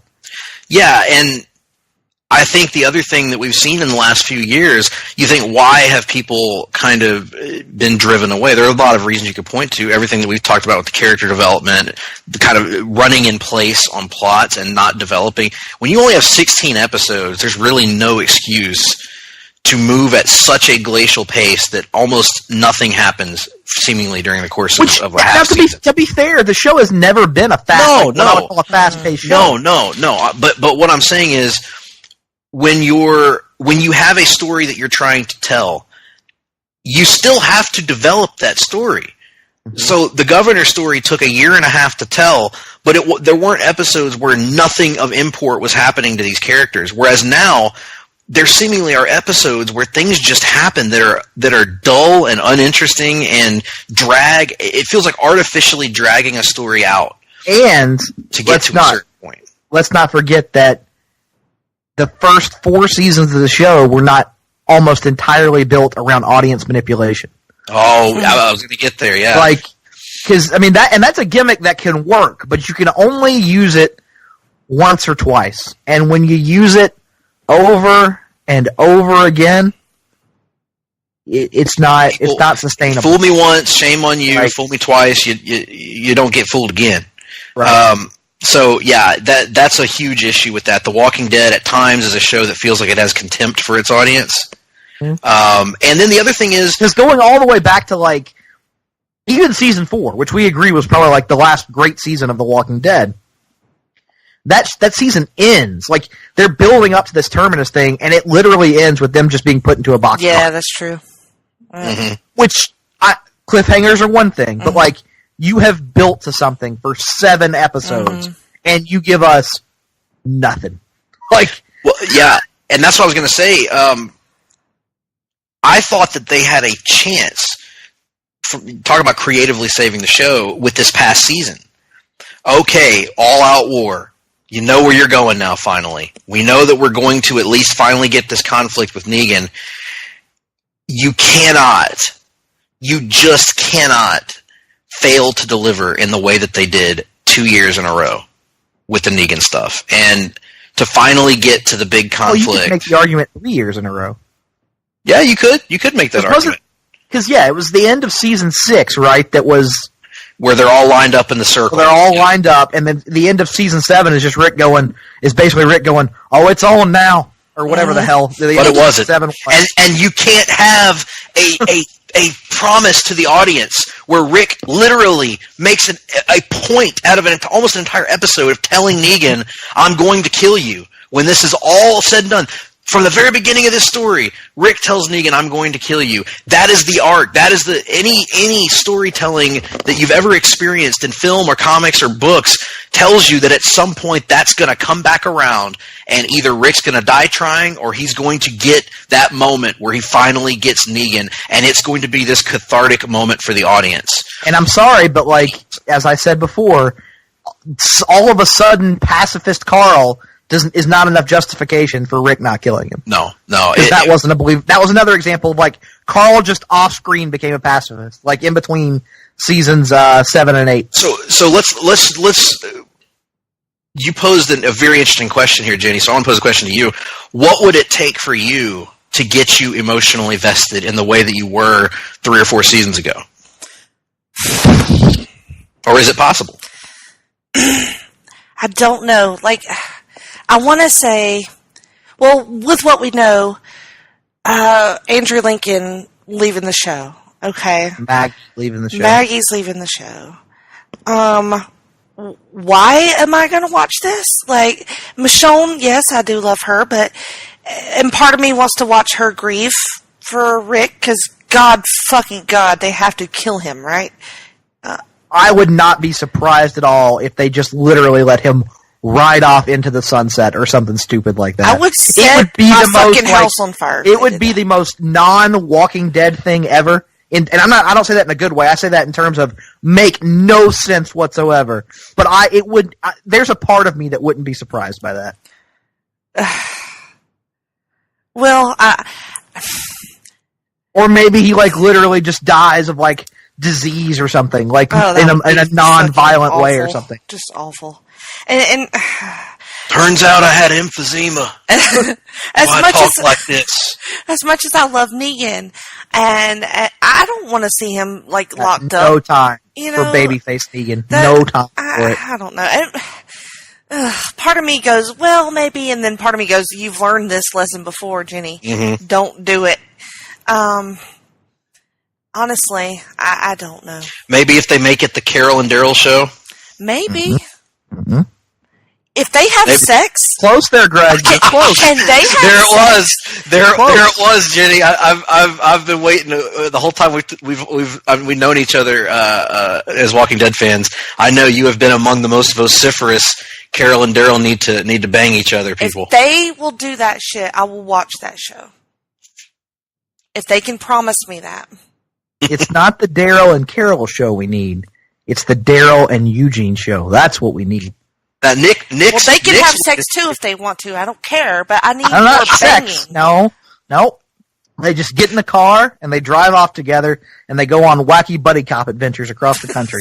Nick, in his head, has actually plotted out a 16-episode season of The Walking Dead that will save the show. It's just Daryl and Eugene riding down the road, and Eugene is just monologuing about God knows what, and Daryl's just staring at him the entire time, trying to figure out what the fuck he's talking about. That's the entire show. It's 16 episodes of that. By the end of the season, it's like the very first scene in Sling Blade, where Daryl's just making noises as Eugene regales him. Clearly wanted to be anywhere else but that car. No, I think I still watch the show. I still will watch the premiere and see what happens. But it will take. They can't start this season like they started last season. You are also one of those people who you tend to think that just getting rid of Rick is magically going to solve these writing issues. No. I never thought that it would magically solve the writing issues. I wanted them to get rid of Rick because I felt like they had written him in such a way that it was at the expense of other characters. In other words, it was all about Rick and his plans. It was all about other people telling us how great Rick is, which is what the comic book is. And I got no time for that. I got no. You're about to have some time for it. Oh, good Lord. So I was like, I do think that getting him off the board might potentially has characteristics not unlike. Listen, a show that could lose some of its laziness in terms of. I long ago thought that The Walking Dead graduated beyond being a show about Rick Grimes. I thought they should have embraced being an ensemble show because I did care about Rick, but I cared just as much about Carol and just as much about Maggie and Daryl and even Glenn and Eugene and Abraham and all these other characters, Sasha. So the ensemble is the strength of the show, but yet it always comes back to being the Rick Grimes hour. And for me, I had he hasn't been the most interesting character to me for a long time. So yeah, I'm a little excited about that, but I'm also, it's not going to matter if they just turn that into Daryl or if I was about to say, as much as we all love Daryl, how long does it take before The Walking Dead becomes the Daryl Dixon hour, and we're all annoyed by that? Mm-hmm. Sure. Yeah, it's the that's my biggest concern. Is they're going to take like our universally beloved favorite character and ruin him by making him the lead. Right, and I think making him the lead is the quote unquote. But again, why does the show even need a lead? Because writers are lazy and they fall into formulas and they think that people are too stupid to follow something without a lead. Right. And I read an article today that Norman Reedus is like, I will do this show for the rest of my life. There you go. Sure. So why the hell not? Yeah, because AMC lets him make his shitty reality show about riding motorcycles across the country. I mean, he's apparently having the time of his life doing this show. I'm sure he is. I would keep doing it too. I'm gonna task you guys with this. You don't have to do it tonight, but like eventually over Walking Dead month, I need you to fantasy book Rick's death. So one of these weeks, y'all hook that up. That would be a nice distraction, probably from the comic book episode, which I don't think we'll have much to say about, Nick. There you go. Yeah, that's a good idea. I have to give that some thought. I got it. You have to pay it off in a satisfying manner. Rick and Michonne are trying to get it on. Rick can't get it up, so he goes to see Eugene for some medical help, thinking that Eugene can probably always comes back to fix him up with like some sort of drug or something to help him get his boner back. And Eugene's just standing there, and it literally lulls Rick into a stupor, and a zombie just walks up and bites him on the neck, and Eugene kind of shrugs and walks away, and that's the end of it. And then he explains the death to Michonne when she asks him where Rick is, and he explains it in a Eugene manner. He's like, what happened was he got in a bad way and ended up in the deceased. Now listen, Eugene is not Carl. He got in a bad way. Come on now. He hooked him up a little Ostab and... He was looking for some Blue Chew and didn't have any. Well, he's now in the deceased column. Eugene could make Blue Chew if he needed to. I have no doubt in my mind. That's what we need more of is Eugene and his harem that Negan blessed him with. An individual named Eric Bischoff taught this to me. Actually, that's a lie. I do not know an Eric Bischoff. All right. Anyway, so we'll get on that, Jenny. But good discussion here. And you can hear more interesting discussions like that on Jenny's podcast, Geek and Sassy, Talkin' Pop, Freak Out Drive-In, and various other appearances she makes throughout the Place to Be Nation universe. Jenny, tell us what you've got on deck, and tell the people out there how they can reach you via social media. Y'all, in the 7-day span between Sunday and Sunday, I will have recorded 5 podcasts this week. So, I mean, literally just anywhere. It's oil on those chains. Yeah, I know, right? Looking forward to hearing you on Between the Sheets. Yes, I'm lubed up and just riding that bike wherever anybody will have me. But seriously, I'm on Twitter, Jenny Cruz 2814. I'm in the Place to Be Nation Comics group. Geek and Sassy has a page on Facebook and Twitter, just Geek and Sassy. Follow them both. I think that's it. Very good, very good. Yes, follow those pages she mentioned, Geek and Sassy, on Facebook and Twitter. Follow Place to Be Nation Comics on Facebook. We have a lot of good discussion there, or at least some good discussion there. Mm-hmm. And we do have PTBN Comics on Twitter. Mm-hmm. We do have. I am at gphillips8652. He is at nickduke87. You can contact us through our lonely Twitter or email addresses, gregp@placetobenation.com, nickd@placetobenation.com. He loves the D. And who doesn't? You can also find us on Facebook with a friend request, although we probably won't accept it. But you can. If I don't know who you are, I'm probably not accepting your friend request. I've been burned one too many times on that front. That's all I have to say. Yes, I agree. But you can also slide into our DMs. And Jenny, I know that goes for you as well. No comment. Very good. Well, we're going to take a break, and when we come back, we've got reading, we've got watching, we've got the rundown, and we've got a little listener reaction to last week's show. Stay tuned. I know you will. Promotional consideration paid for by the following. PlayStation Nation's Justin Rosero and Chad Kimball here, and we want to let you know that we have a ton of great podcasts available to you on iTunes, Stitcher, Google Play, and PlayStation.com, and we now offer them to you on 2 great feeds. On the PlayStation Wrestling feed, we bring you the Mothership, the Place to Be podcast, Main Event, Survey Says, Wrestling Warzone, a Monday Night Wars podcast retrospective, No Holds Barred, Jeff Learns Wrestling, and our monthly pay-per-view reaction shows. On top of that, we're also dipping into the vault, re-releasing the entire catalog of where the big boys play for your enjoyment. And in addition to these full-length shows, we also deliver special network pod blasts on topics old and new. The Place to Be Nation Pop feed is loaded with great content, offering such tremendous shows covering the land of pop culture, such as Geek and Sassy, Talkin' Pop, the Glenn Butler Podcast Hour Spectacular, Sunday Groove, PTB in Play, Freak Out Drive-In, Songs with Friends, Looking Forward, Looking Back, and Lucha Undead, as well as a veritable podcast heaven for comics fans with the Hard Traveling Fanboys, Sellers Points, Conversation Comics, DC Post-Crisis Management, Marvel Age, and Marvel Age Masterclass, plus weekly pod blasts that cover the gamut of comic topics. The feed is also filled with insightful sports content, including the NBA team, This Week in the NFL, and more. And you can find all these current shows, plus archives of our past podcasts, including The Kevin Kelly Show, as well by subscribing to both feeds on iTunes. And while there, be sure to rate and leave feedback as well.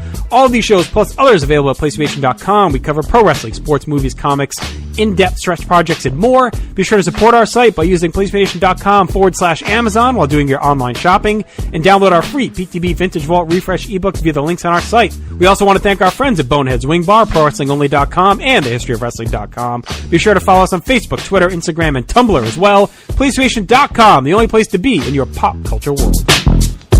Walking Dead month is off to a stellar start, Nick. I have to say, I am pleasantly surprised by how the tenor of this month is going to this point. Indeed. Granted, we're talking about mostly the good things from The Walking Dead so far, but still, we had some good, criticisms there to throw in as well of the show, and I had a great conversation in the first half. Thanks to our guest, Jenny Smith, for that. But now, before we get into the rundown, before we get into reading, before we even get into watching, I wanted to bring to you, as I sometimes do and often forget, a little bit of listener feedback to the show. Now, last week, as we always do with Countdown, since the beginning of our show, for the record, we always solicit lists from our listeners. If you have lists that you want to put out about our Countdown topics, we want to hear them. And sometimes we get a lot, sometimes we get none. This time, Nick, I have to say, we probably got as many listener lists submitted as I can remember in quite some time. Yeah, it was a good feedback. I was very pleased with it.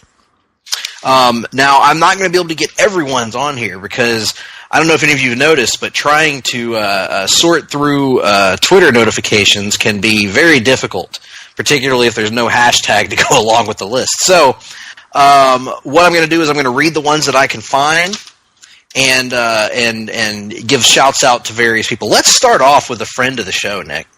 Let's start off with a friend of the show. Sounds good. A very good friend of the show, in fact. A dear, close, personal, long-time friend. Yes. Ben Morse. Esteemed Ben Morse, yes. Absolutely. He has a list. He first of all, he put the show over. He said it was an excellent episode. And he also submitted a list of his own, of his top 5 introductory comics to give to other people. At number 5, he has Runaways, Volume 1, a book that neither of us have read, Nick. No, neither of us, no. Number 4, he has Flash, Born to Run, also a book that neither of us have read, I think. Nope. But one that we can add to our list, thanks to DCU, I believe. Maybe. Number 3, Ultimate Spider-Man Volume 1. Pretty fair, decent choice there. Decent choice. Number 2, Batman Year 1. Yet another pretty fair, decent choice. And having it number 2 on the list is decent. Must have been a smart man to put the best introductory comic on his list. Granted, at number 2. Yeah, number 2. Or somebody and else then had at number 1, he has another book. Stop me if you've heard this before, that neither of us have read. And it's by our old friend Kurt Busiek. Marvels. Number 1 on his introductory comic. Well, you know what's great? You know what's great about Marvels? Unlike Flash Born to Run, I can say with 100% certainty that if I wanted to read it right now using an online Subscription service. Unlimited I could do subscription that. service. I know I could do that, but can't say the same for Flashborn to run. Although you might. I might be able to at any given moment, depending on the whims of The plan. someone. Now, could you have read Marvels when Marvel Unlimited first launched, though? I don't know that.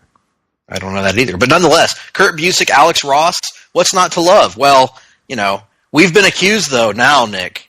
We've been accused of an anti-Busiek bias. Well, I'm assuming that Busiek has more in his arsenal than just Silver Age nostalgia, so I'll have to see at some point. I appreciate that, Nick. I appreciate what you did there, by the way. Surreptitiously burying him once more.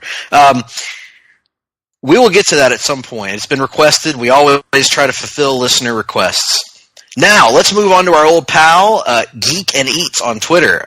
His, of course, Twitter handle is @Hal28. I love Geek and Eats. What a hell! That's a hell of a handle right there. I do like that. He is @Hal2814, longtime buddy and friend of the show. Mm-hmm. His list, he didn't actually order them in 5 to 1, but I'm going to assume it's top to bottom, so I'm going to read it from the bottom up.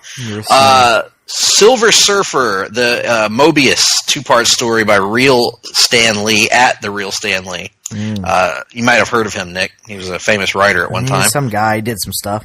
Yeah. At number 4, Day Tripper, a book that I remember coming out but don't know much about. Number 3, X-Men Dark Phoenix Saga, appropriately enough. For new readers, interesting.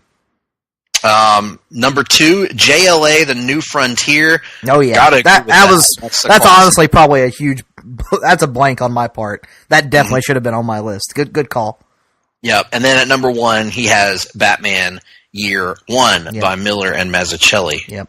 Let me see if I had any other on Twitter that I can find easily without going through too much of a struggle here. I'm going to leave Twitter behind because it's just a mess of GIFs and political garbage.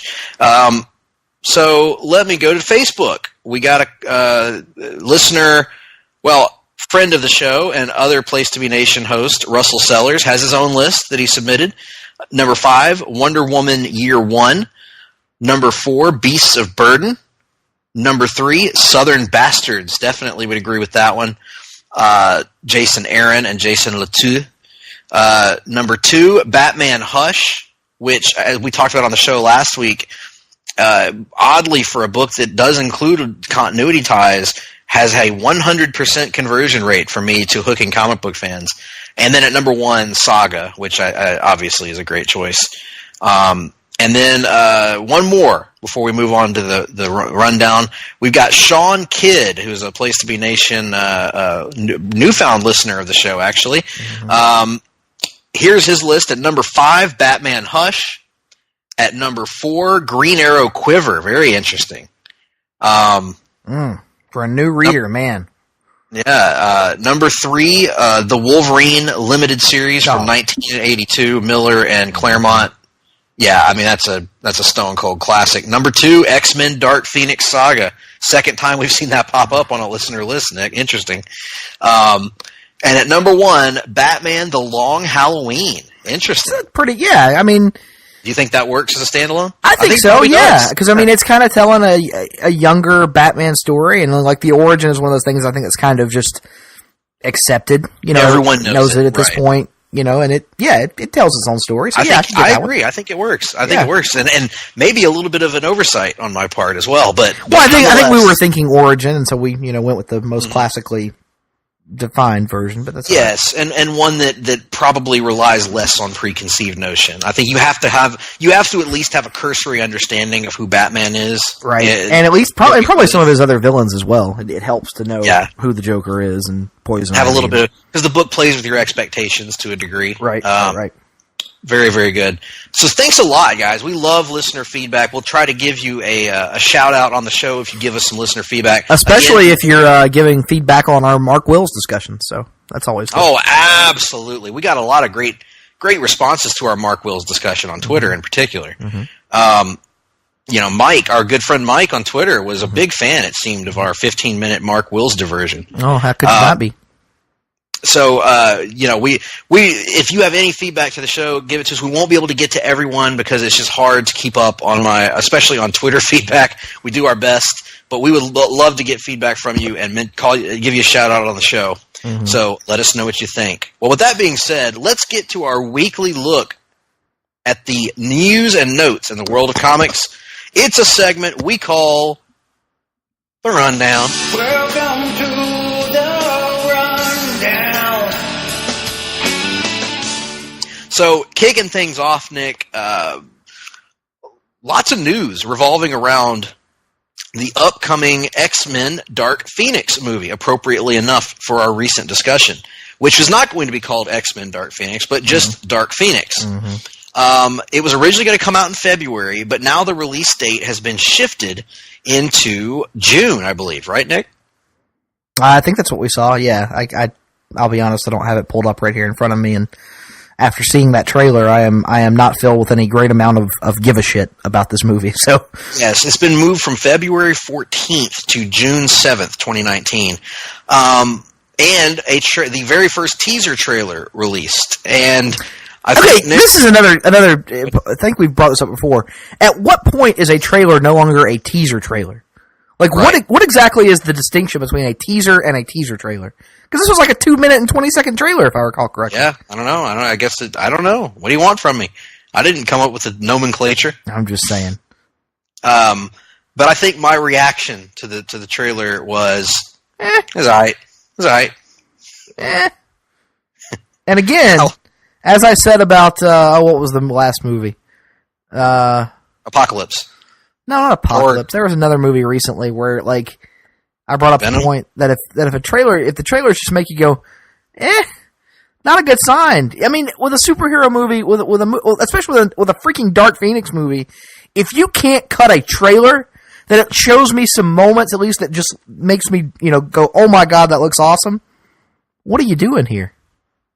What are you doing? Yeah, they focused way too much on the tropes of the X-Men movie franchise at this point. You have to have a long shot of Magneto crying, or at least a brief shot, of Magneto crying, because he's the Karen Page of the X-Men movie trailers. You have to have a shot of Professor Xavier shouting ominously, "Eric, don't do this, Eric!" I believe every trailer, going back to First Class, has had that, by the way. And you have to have a shot of the group divided into two different groups where friends are squaring off against friends. You have to have a shot in the trailer of Mystique threatening to walk away. Am I missing anything here, Nick? I don't know. The whole thing. And I'm a fan. Listen, I'm a fan of the X-Men movies. I'm a fan of what Fox has done with the X-Men movies. I'll own that. I've been much higher on the franchise than a lot of people are, but I think the franchise. You gotta give me something more when you're promising Dark Phoenix. You gotta give me. You gotta make me think that this is not gonna be like The Last Stand was, and instead I came away from this trailer thinking, "Damn, that looks just like The Last Stand." Yeah, I think in terms of the franchise, I'm not down on what Fox has done with it by any stretch of the imagination. I'm down on like individual entries. Like I think Last Stand, obviously, and X-Men Origins Wolverines are atrocious, flat out terrible movies. And I think X-Men First Class is a solid movie that is one of, if not the most overrated superhero movie ever, but a fine movie in its own right. And then Apocalypse is where you and I differ, whereas I think Apocalypse was just okay, and you're higher on it than I am. Yeah, I liked it but I acknowledge its flaws. It was not by any means was it a quote traditional. It was a quote good movie, but what it was a fun, entertaining nostalgia fest for me, and I can acknowledge that it was pure nostalgia for me. But and this to me looks like more of continuing more of that trend from Apocalypse, which is concerning. Well, I would even argue against that though, because I didn't get any nostalgia feelings from this trailer. I just got a sense of retreading old ground from this trailer, and not really bringing anything. Like that's the thing. If you're going to do this again after having already done it in Last Stand, which I know was 12 years ago. God, 12 years ago. But if you're gonna do it again, you have to do it in a different enough way to distinguish it. And it just kind of feels like they're doing Last Stand again. Like, I understand you've got the Jessica Chastain character who may or may not turn out to be Lilandra or, other, fan theories out there for various characters or whatnot, but the basic setup of it seems to be the same. Young Jean Grey had her mind manipulated by Professor Xavier. Now the Phoenix is loose and she's mad at Xavier. That's basically the premise, right? Mm-hmm. Yeah.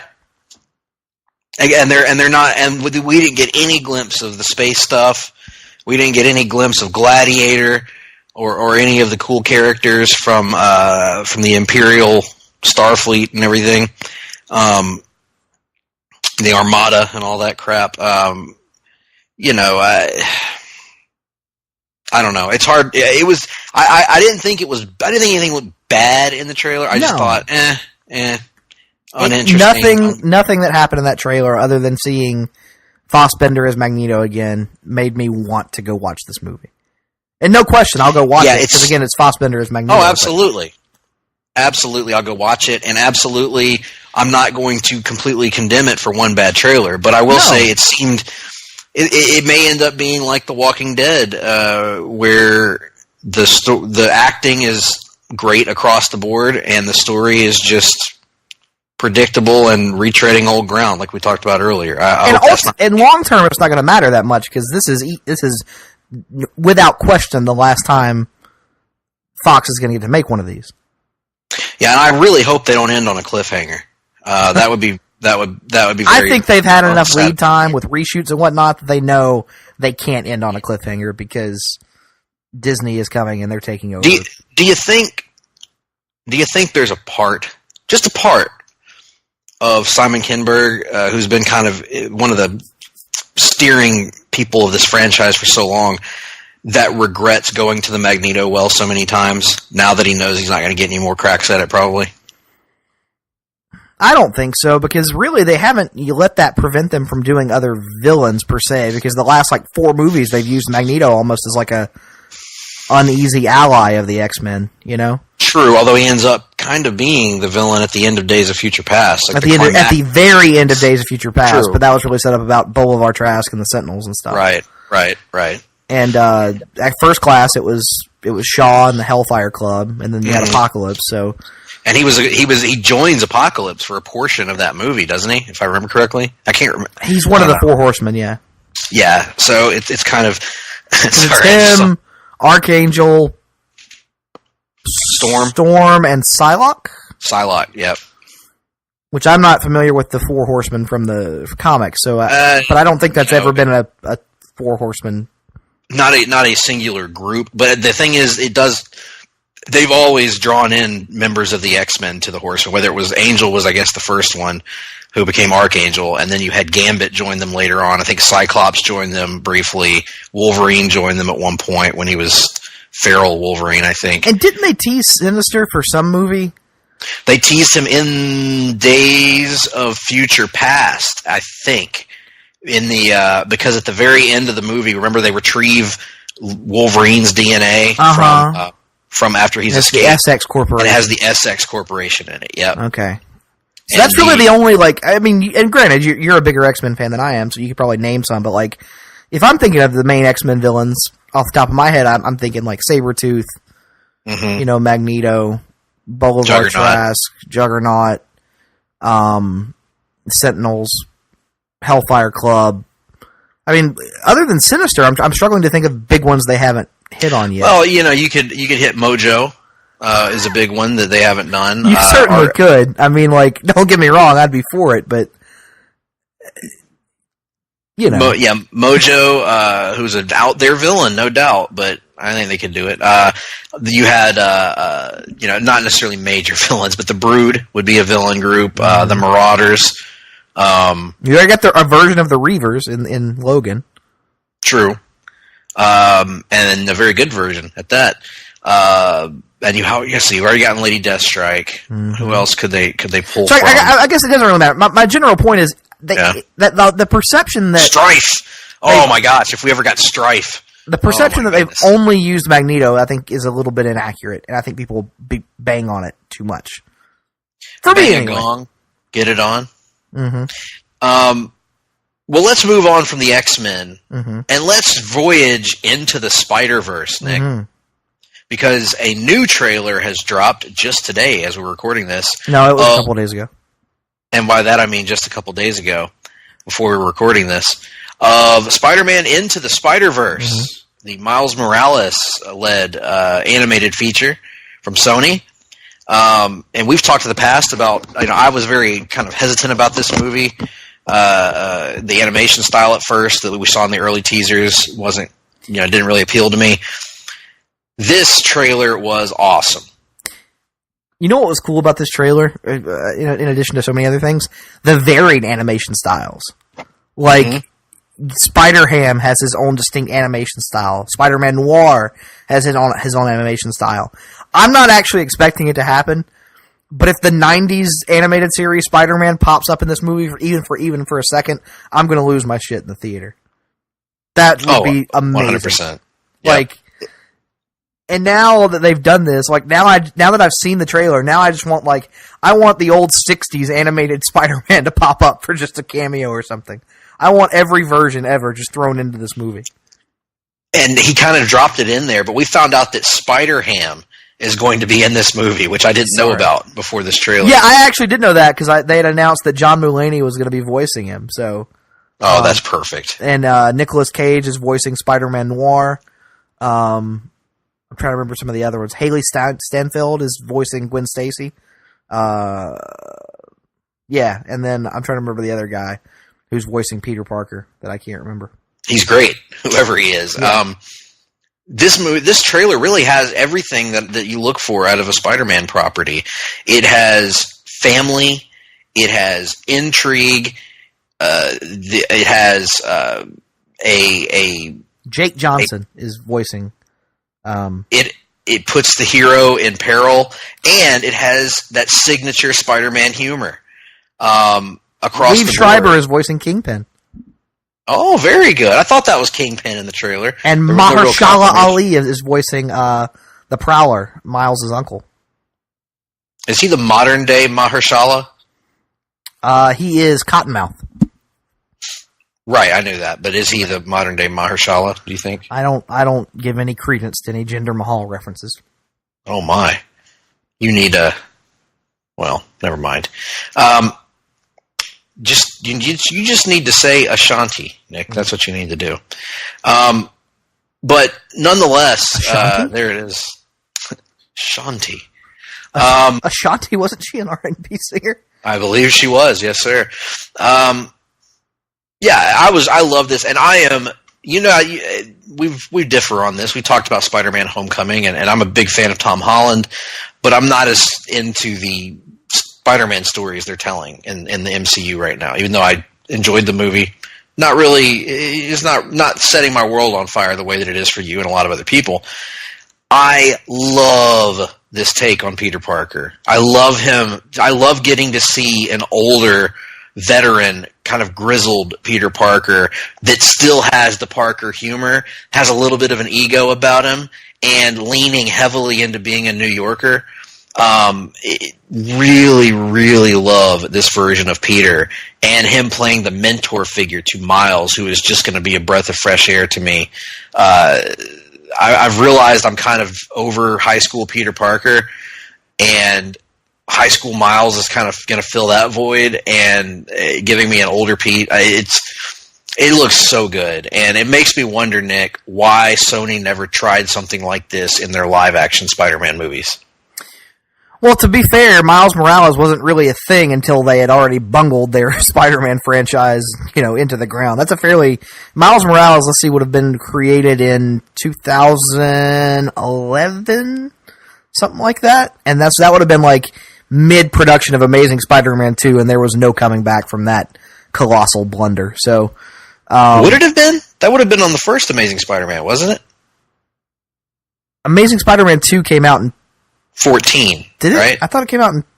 I don't know. The point remains they were so deep into their Amazing Spider-Man series of blunders that I don't think anybody really knew. And plus, Miles Morales' creation and his kind of catching on as a character aren't really, there's no way to know for sure that he was going to hit it huge. The way that he did, he did, and he really has. Yeah, 2011, I had that right.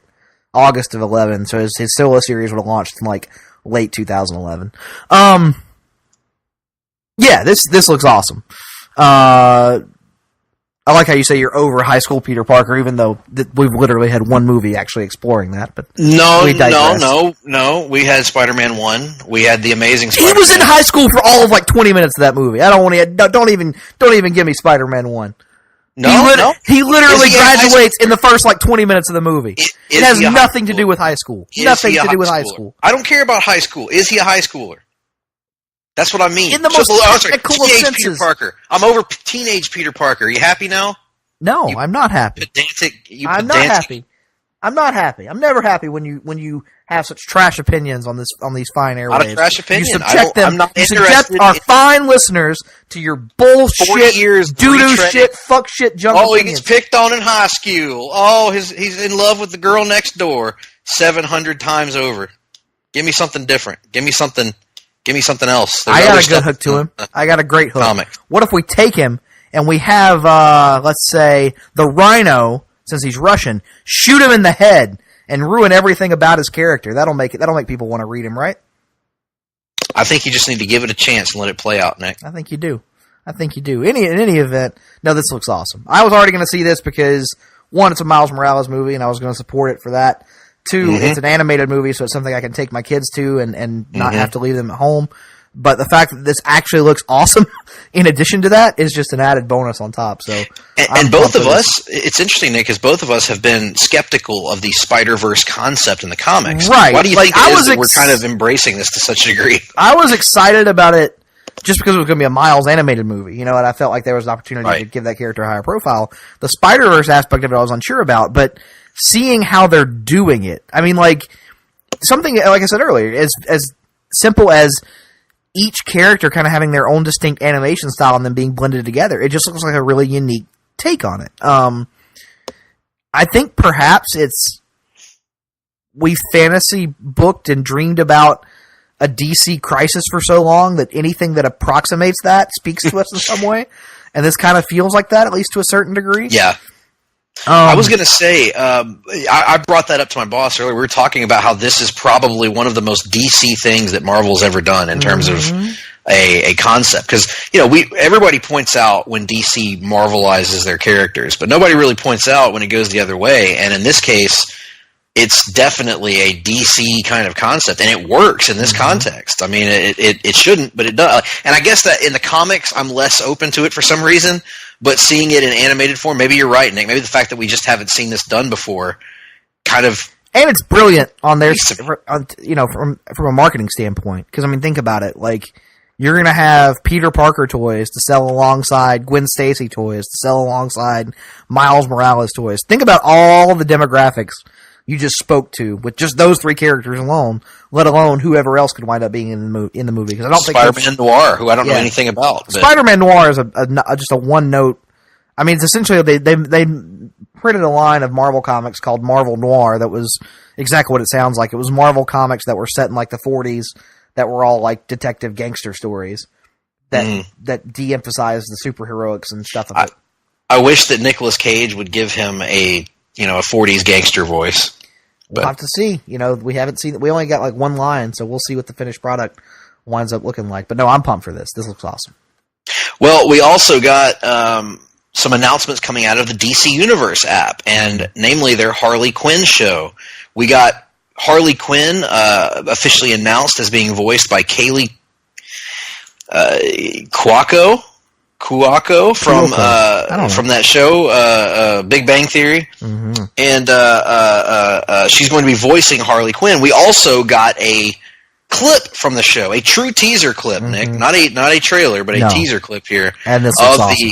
And it was phenomenal. This looks awesome. You want to talk about surprised? Yes. Of all the stuff we've just talked about, this was the biggest surprise to me because I'll be honest, I wasn't looking forward to this show at all, and now I am because it looks awesome. Yeah, I mean, the humor in the 30 seconds, like taking DC to task for their their predilection for dark and gritty entertainment, especially considering this is going to be a DC Universe exclusive show that is being launched. Its first, original bit of programming is Titans, which we've all derided for seemingly being so dark and gritty based on the trailers. So yeah, this looks awesome. A nice little dig at the unproduced FX Deadpool show, also thrown in there, was nice. And their deadpan, disinterested version of Poison Ivy has already won me over. I want her in every episode. Yeah, looks great. Can't wait for this to happen. And then a show that I'm going to be talking about a little bit later, we also got an announcement of related to the sci-fi show Krypton, or if you prefer, Nick, Krypton. We have found out that, let me see, I got to find this announcement so I can make sure I get the actor's name. The main man is coming to Krypton, basically. An actor by the name of Emmett J. Scanlon. That guy, who has played Jim Corrigan on Constant Arm, and he was a prison guard in Guardians of the Galaxy. He has been cast as Lobo on Krypton. He will be appearing in the second season of the show. I am so pumped for this, Nick. You just don't even know. I can't wait for you to watch the first season of Krypton at some point. This show's aesthetic. They're dynamic. I'm curious how they're going to pull this off. But I don't have any reason to doubt the producers of this show at this point. So I'm really excited about this. The first live-action Lobo of all time, to my knowledge. But they better not give us New 52 Lobo. Oh, I didn't even think about that possibility, Nick. Surely not. That feels like an abandoned project at this point. Hopefully not. Damn it. I want jacked up 90s caricature Lobo. That's what I want. The main man. Guy that says Fragger all the time. And Bastich. Hopefully you'll get exactly what you want. Well, one thing that I really never wanted is the casting of one Rosie Perez. He had to remind me who this person even was. She has been cast as Renee Montoya, according to The Wrap, in the Birds of Prey movie. Perez is best known for her roles in Do the Right Thing and in the one that I know her from, White Men Can't Jump. Also won an Academy Award for Best Supporting Actress, or was nominated for Fearless, a movie I haven't seen. She will join Margot Robbie's Harley Quinn, Journey Smollett-Bell's Black Canary, and Mary Elizabeth Winstead's Huntress. So I'm totally cool with seeing an older veteran cop, Renee Montoya. No issues there. Yeah, it's just that's fine. Especially because we know they're going a little younger for the birds themselves. It sounds good. Kind of makes a little bit of sense, I guess, from the standpoint of the movie. Absolutely, it makes sense. And Renee Montoya is a little bit of an older character. But I think the issue for me is that all I can remember about Rosie Perez is from when I was a kid and her really annoying voice in White Men Can't Jump. And it just keeps coming to my mind that that's what we're going to get with Renee Montoya. And I'm sure she's not going to play it that way, but that's just what's popping up in my mind. I'm sure I'm being unfair here to Rosie Perez, basing her on one role in one movie that I remember her from. But man, when I first saw that you were on the phone, we were on the line when we were in the L-shaped studio, I should say, Ho Ho Lune Plaza, Vancouver, British Columbia, Canada. Mm-hmm. When I heard this news for the first time, and I was like, "Oh God, Rosie Perez." But maybe it'll be better than I'm imagining. Probably not, but we'll see. Yeah, it is DC related, and it relates to a movie. As you know, other than Wonder Woman, all the benefit of all the doubt is gone at this point. Yeah. By the way, Amazing Spider-Man 2 released May 2nd, 2014. 2014, yeah. Anyway, well, that's it for the rundown. How about that? A pretty short edition of the rundown. So let's not waste any more time. Let's move on to a segment in which we discuss books that we've been reading, shows that we've been watching, games we've been playing. It's a segment called Reading and Watching. Reading and watching. What have you been reading and watching?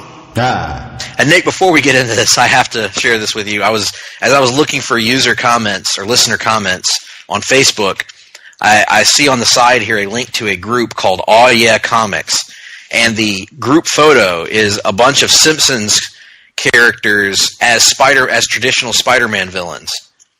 And I had to share this with you because you've got Homer as the Kingpin, you've got Professor Frink as Doc Ock, and then here's the perfect one though. Mr. Burns as the Vulture. It just works. Awesome. It just works. So, have you been reading anything, Nick? No. I have, believe it or not. Oh, God. I have read this past week Doomsday Clock number 6. Mm-hmm. Now, number 7 has released, and I've started on it, but I haven't finished it yet. I will just say that what I've read of issue 7, phenomenal. Maybe the best beginning to an issue yet in the series. Issue 6 it's a little bit of a slowdown issue in that it is all about the origin, or not all, but mostly about the origin of the Mime and the Marionette. 2 great new characters that Jeff Johns introduced that we've talked about on the show, Nick, back seemingly 10 years ago when Doomsday Clock started. But it's a very good issue. Their origin is a vintage Jeff Johns kind of tragic origin. It's really, really good, really well done. The quote League of Villainy, which is kind of an intentionally corny name that is referenced in here.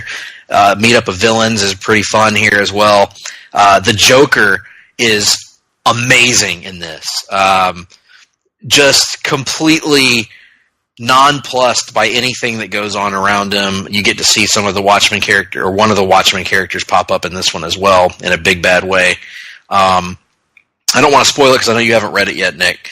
But you're gonna like this one when you read it, I'm sure. Although it's very much setting up things to come later. And again, the supplementary material was as interesting to me as anything in the actual book. I really think Johns is doing a phenomenal job with these seemingly unrelated supplemental things. And of course, Gary Frank is putting in the best work of his career. So Doomsday Clock continues to kick ass. Awesome. Good to hear. And watching. You been watching anything, Nick? Yeah, I watched a little bit more of Luke Cage Season 2. Bushmaster. That has, of course, featured more of the Bushmaster, which has been good. I've enjoyed it so far. I can't say it's hit the highs of Season 1 yet, but I get the impression, just by the way it seems they're pacing things out, I'm not anticipating the massive drop-off that we got in Season 1. It seems like they're trying to play the long game and tell one story rather than setting you up for the big switch. Now, if they do the switch, and by all means it could be bad, but we'll see. Thus far, I'm enjoying it. Excellent. Good to hear that, Nick. I know you were not super excited about that going in, so I'm glad to hear you're enjoying it. Yeah, I mean, I'm trying to watch it to see how it's going. They're doing an interesting thing where they're trying to.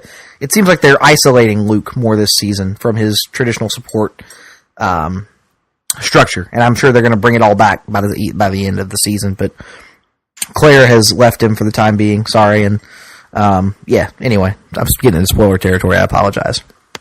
That's all right. Very good stuff there, Nick. And I have also been watching something. I have finally, after starting watching it a few months ago, I have finished the first season of Krypton on Sci-Fi Channel. Marlon Brando's favorite show, Krypton. Mm-hmm. And holy crap, did it deliver a phenomenal finale. I had to refresh myself a little bit on what had happened in the prior episode. They did a great job with a recap at the beginning that took care of that.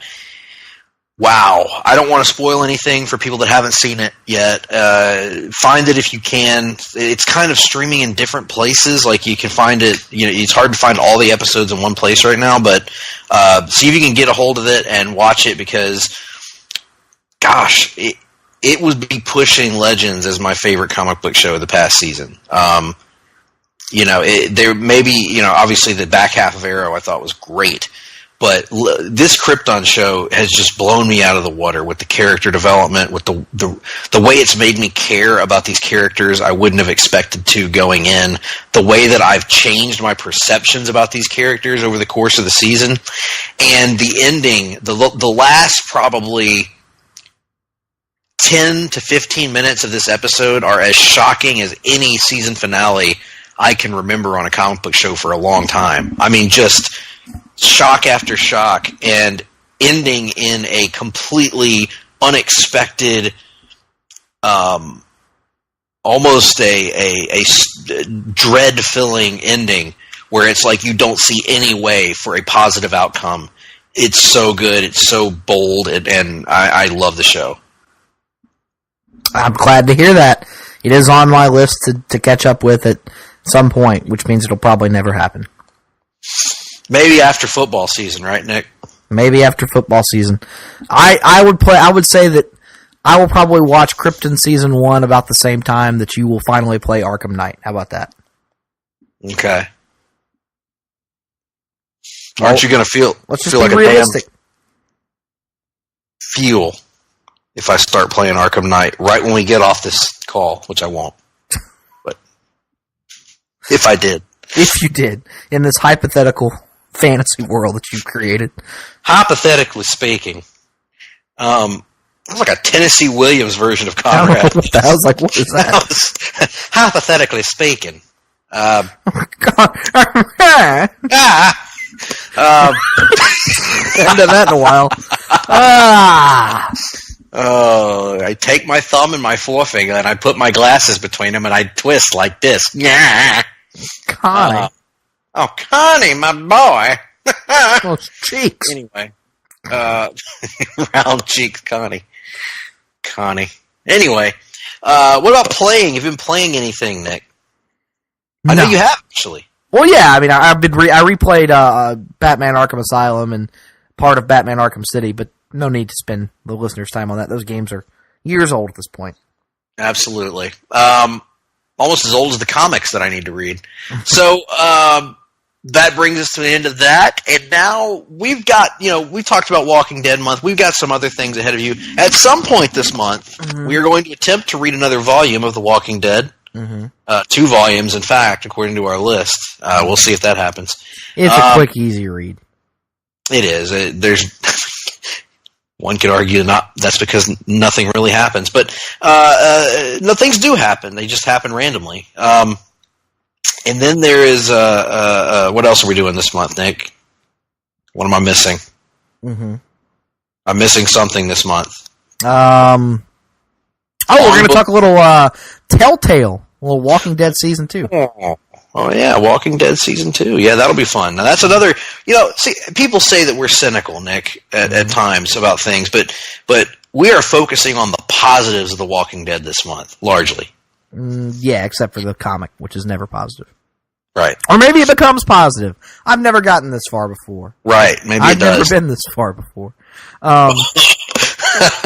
Which jogged my memory, Greg. I recalled what that I reached back through the alcohol-fueled haze, and I recalled what that segment was that I was gonna start introducing. What is it? Well, we're gonna close the show with it. Don't worry about it. Oh, all right. Well, so anyway, we've got that. And of course, we're going to close the month out as we always do with a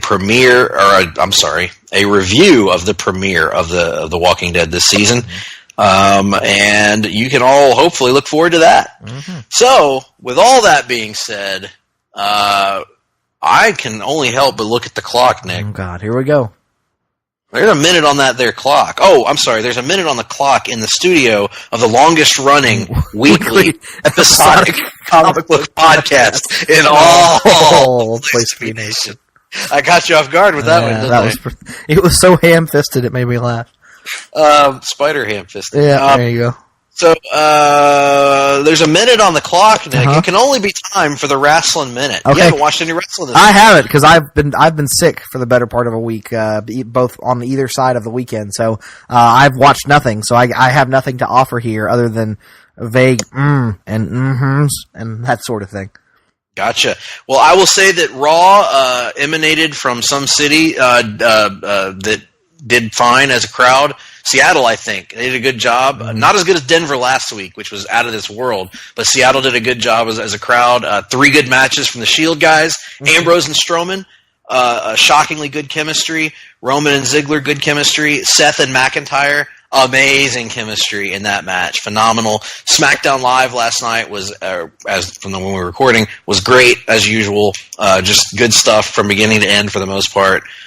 Super into all the storylines they're having there. The Rusev thing was funny. Entertaining stuff all around. Watched a little bit of the New Japan show on Sunday. Just a little bit, but the Young Bucks had another stellar title match against the Guerrillas of Destiny. I don't want to spoil the result for anyone of that match. A great match. And then even better than that was Will Ospreay versus Marty, as JR calls him, Cheryl. In the junior heavyweight championship tournament was amazing. It was probably my favorite Will Ospreay match that I've seen, which covers a ton of ground.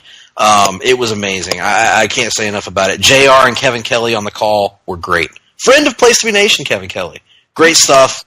Looking forward to watching the whole broadcast this Friday night on Access. Awesome. And speaking of JR, we're actually JR is going to play a role here, Greg, in our new. I don't know how often we'll do this, but periodically, whenever I didn't know he was here in the studio. Get the whimsy. JR is here, and every podcast needs a little musical interlude to let us go. So, welcome to our newest recurring segment. JR sings the hits, and I right now have just handed Jim Ross some lyrics, and here we go, folks. Listen as JR serenades us out the door. All right. Let me see, Mr. Ross. Are you ready? He says he's warming up in the corner. Hold on. I'm Slobber Knocker. Marty Sherrill. He said he could call him Okada. You are my fire, the one desire. Believe when I say I want it that way. But we are 2 worlds apart. Can't reach to your heart when you say that I want it that way. Tell me why ain't nothing but a heartache. Tell me why ain't nothing but a mistake. Tell me why I never want to hear you say I want it that way.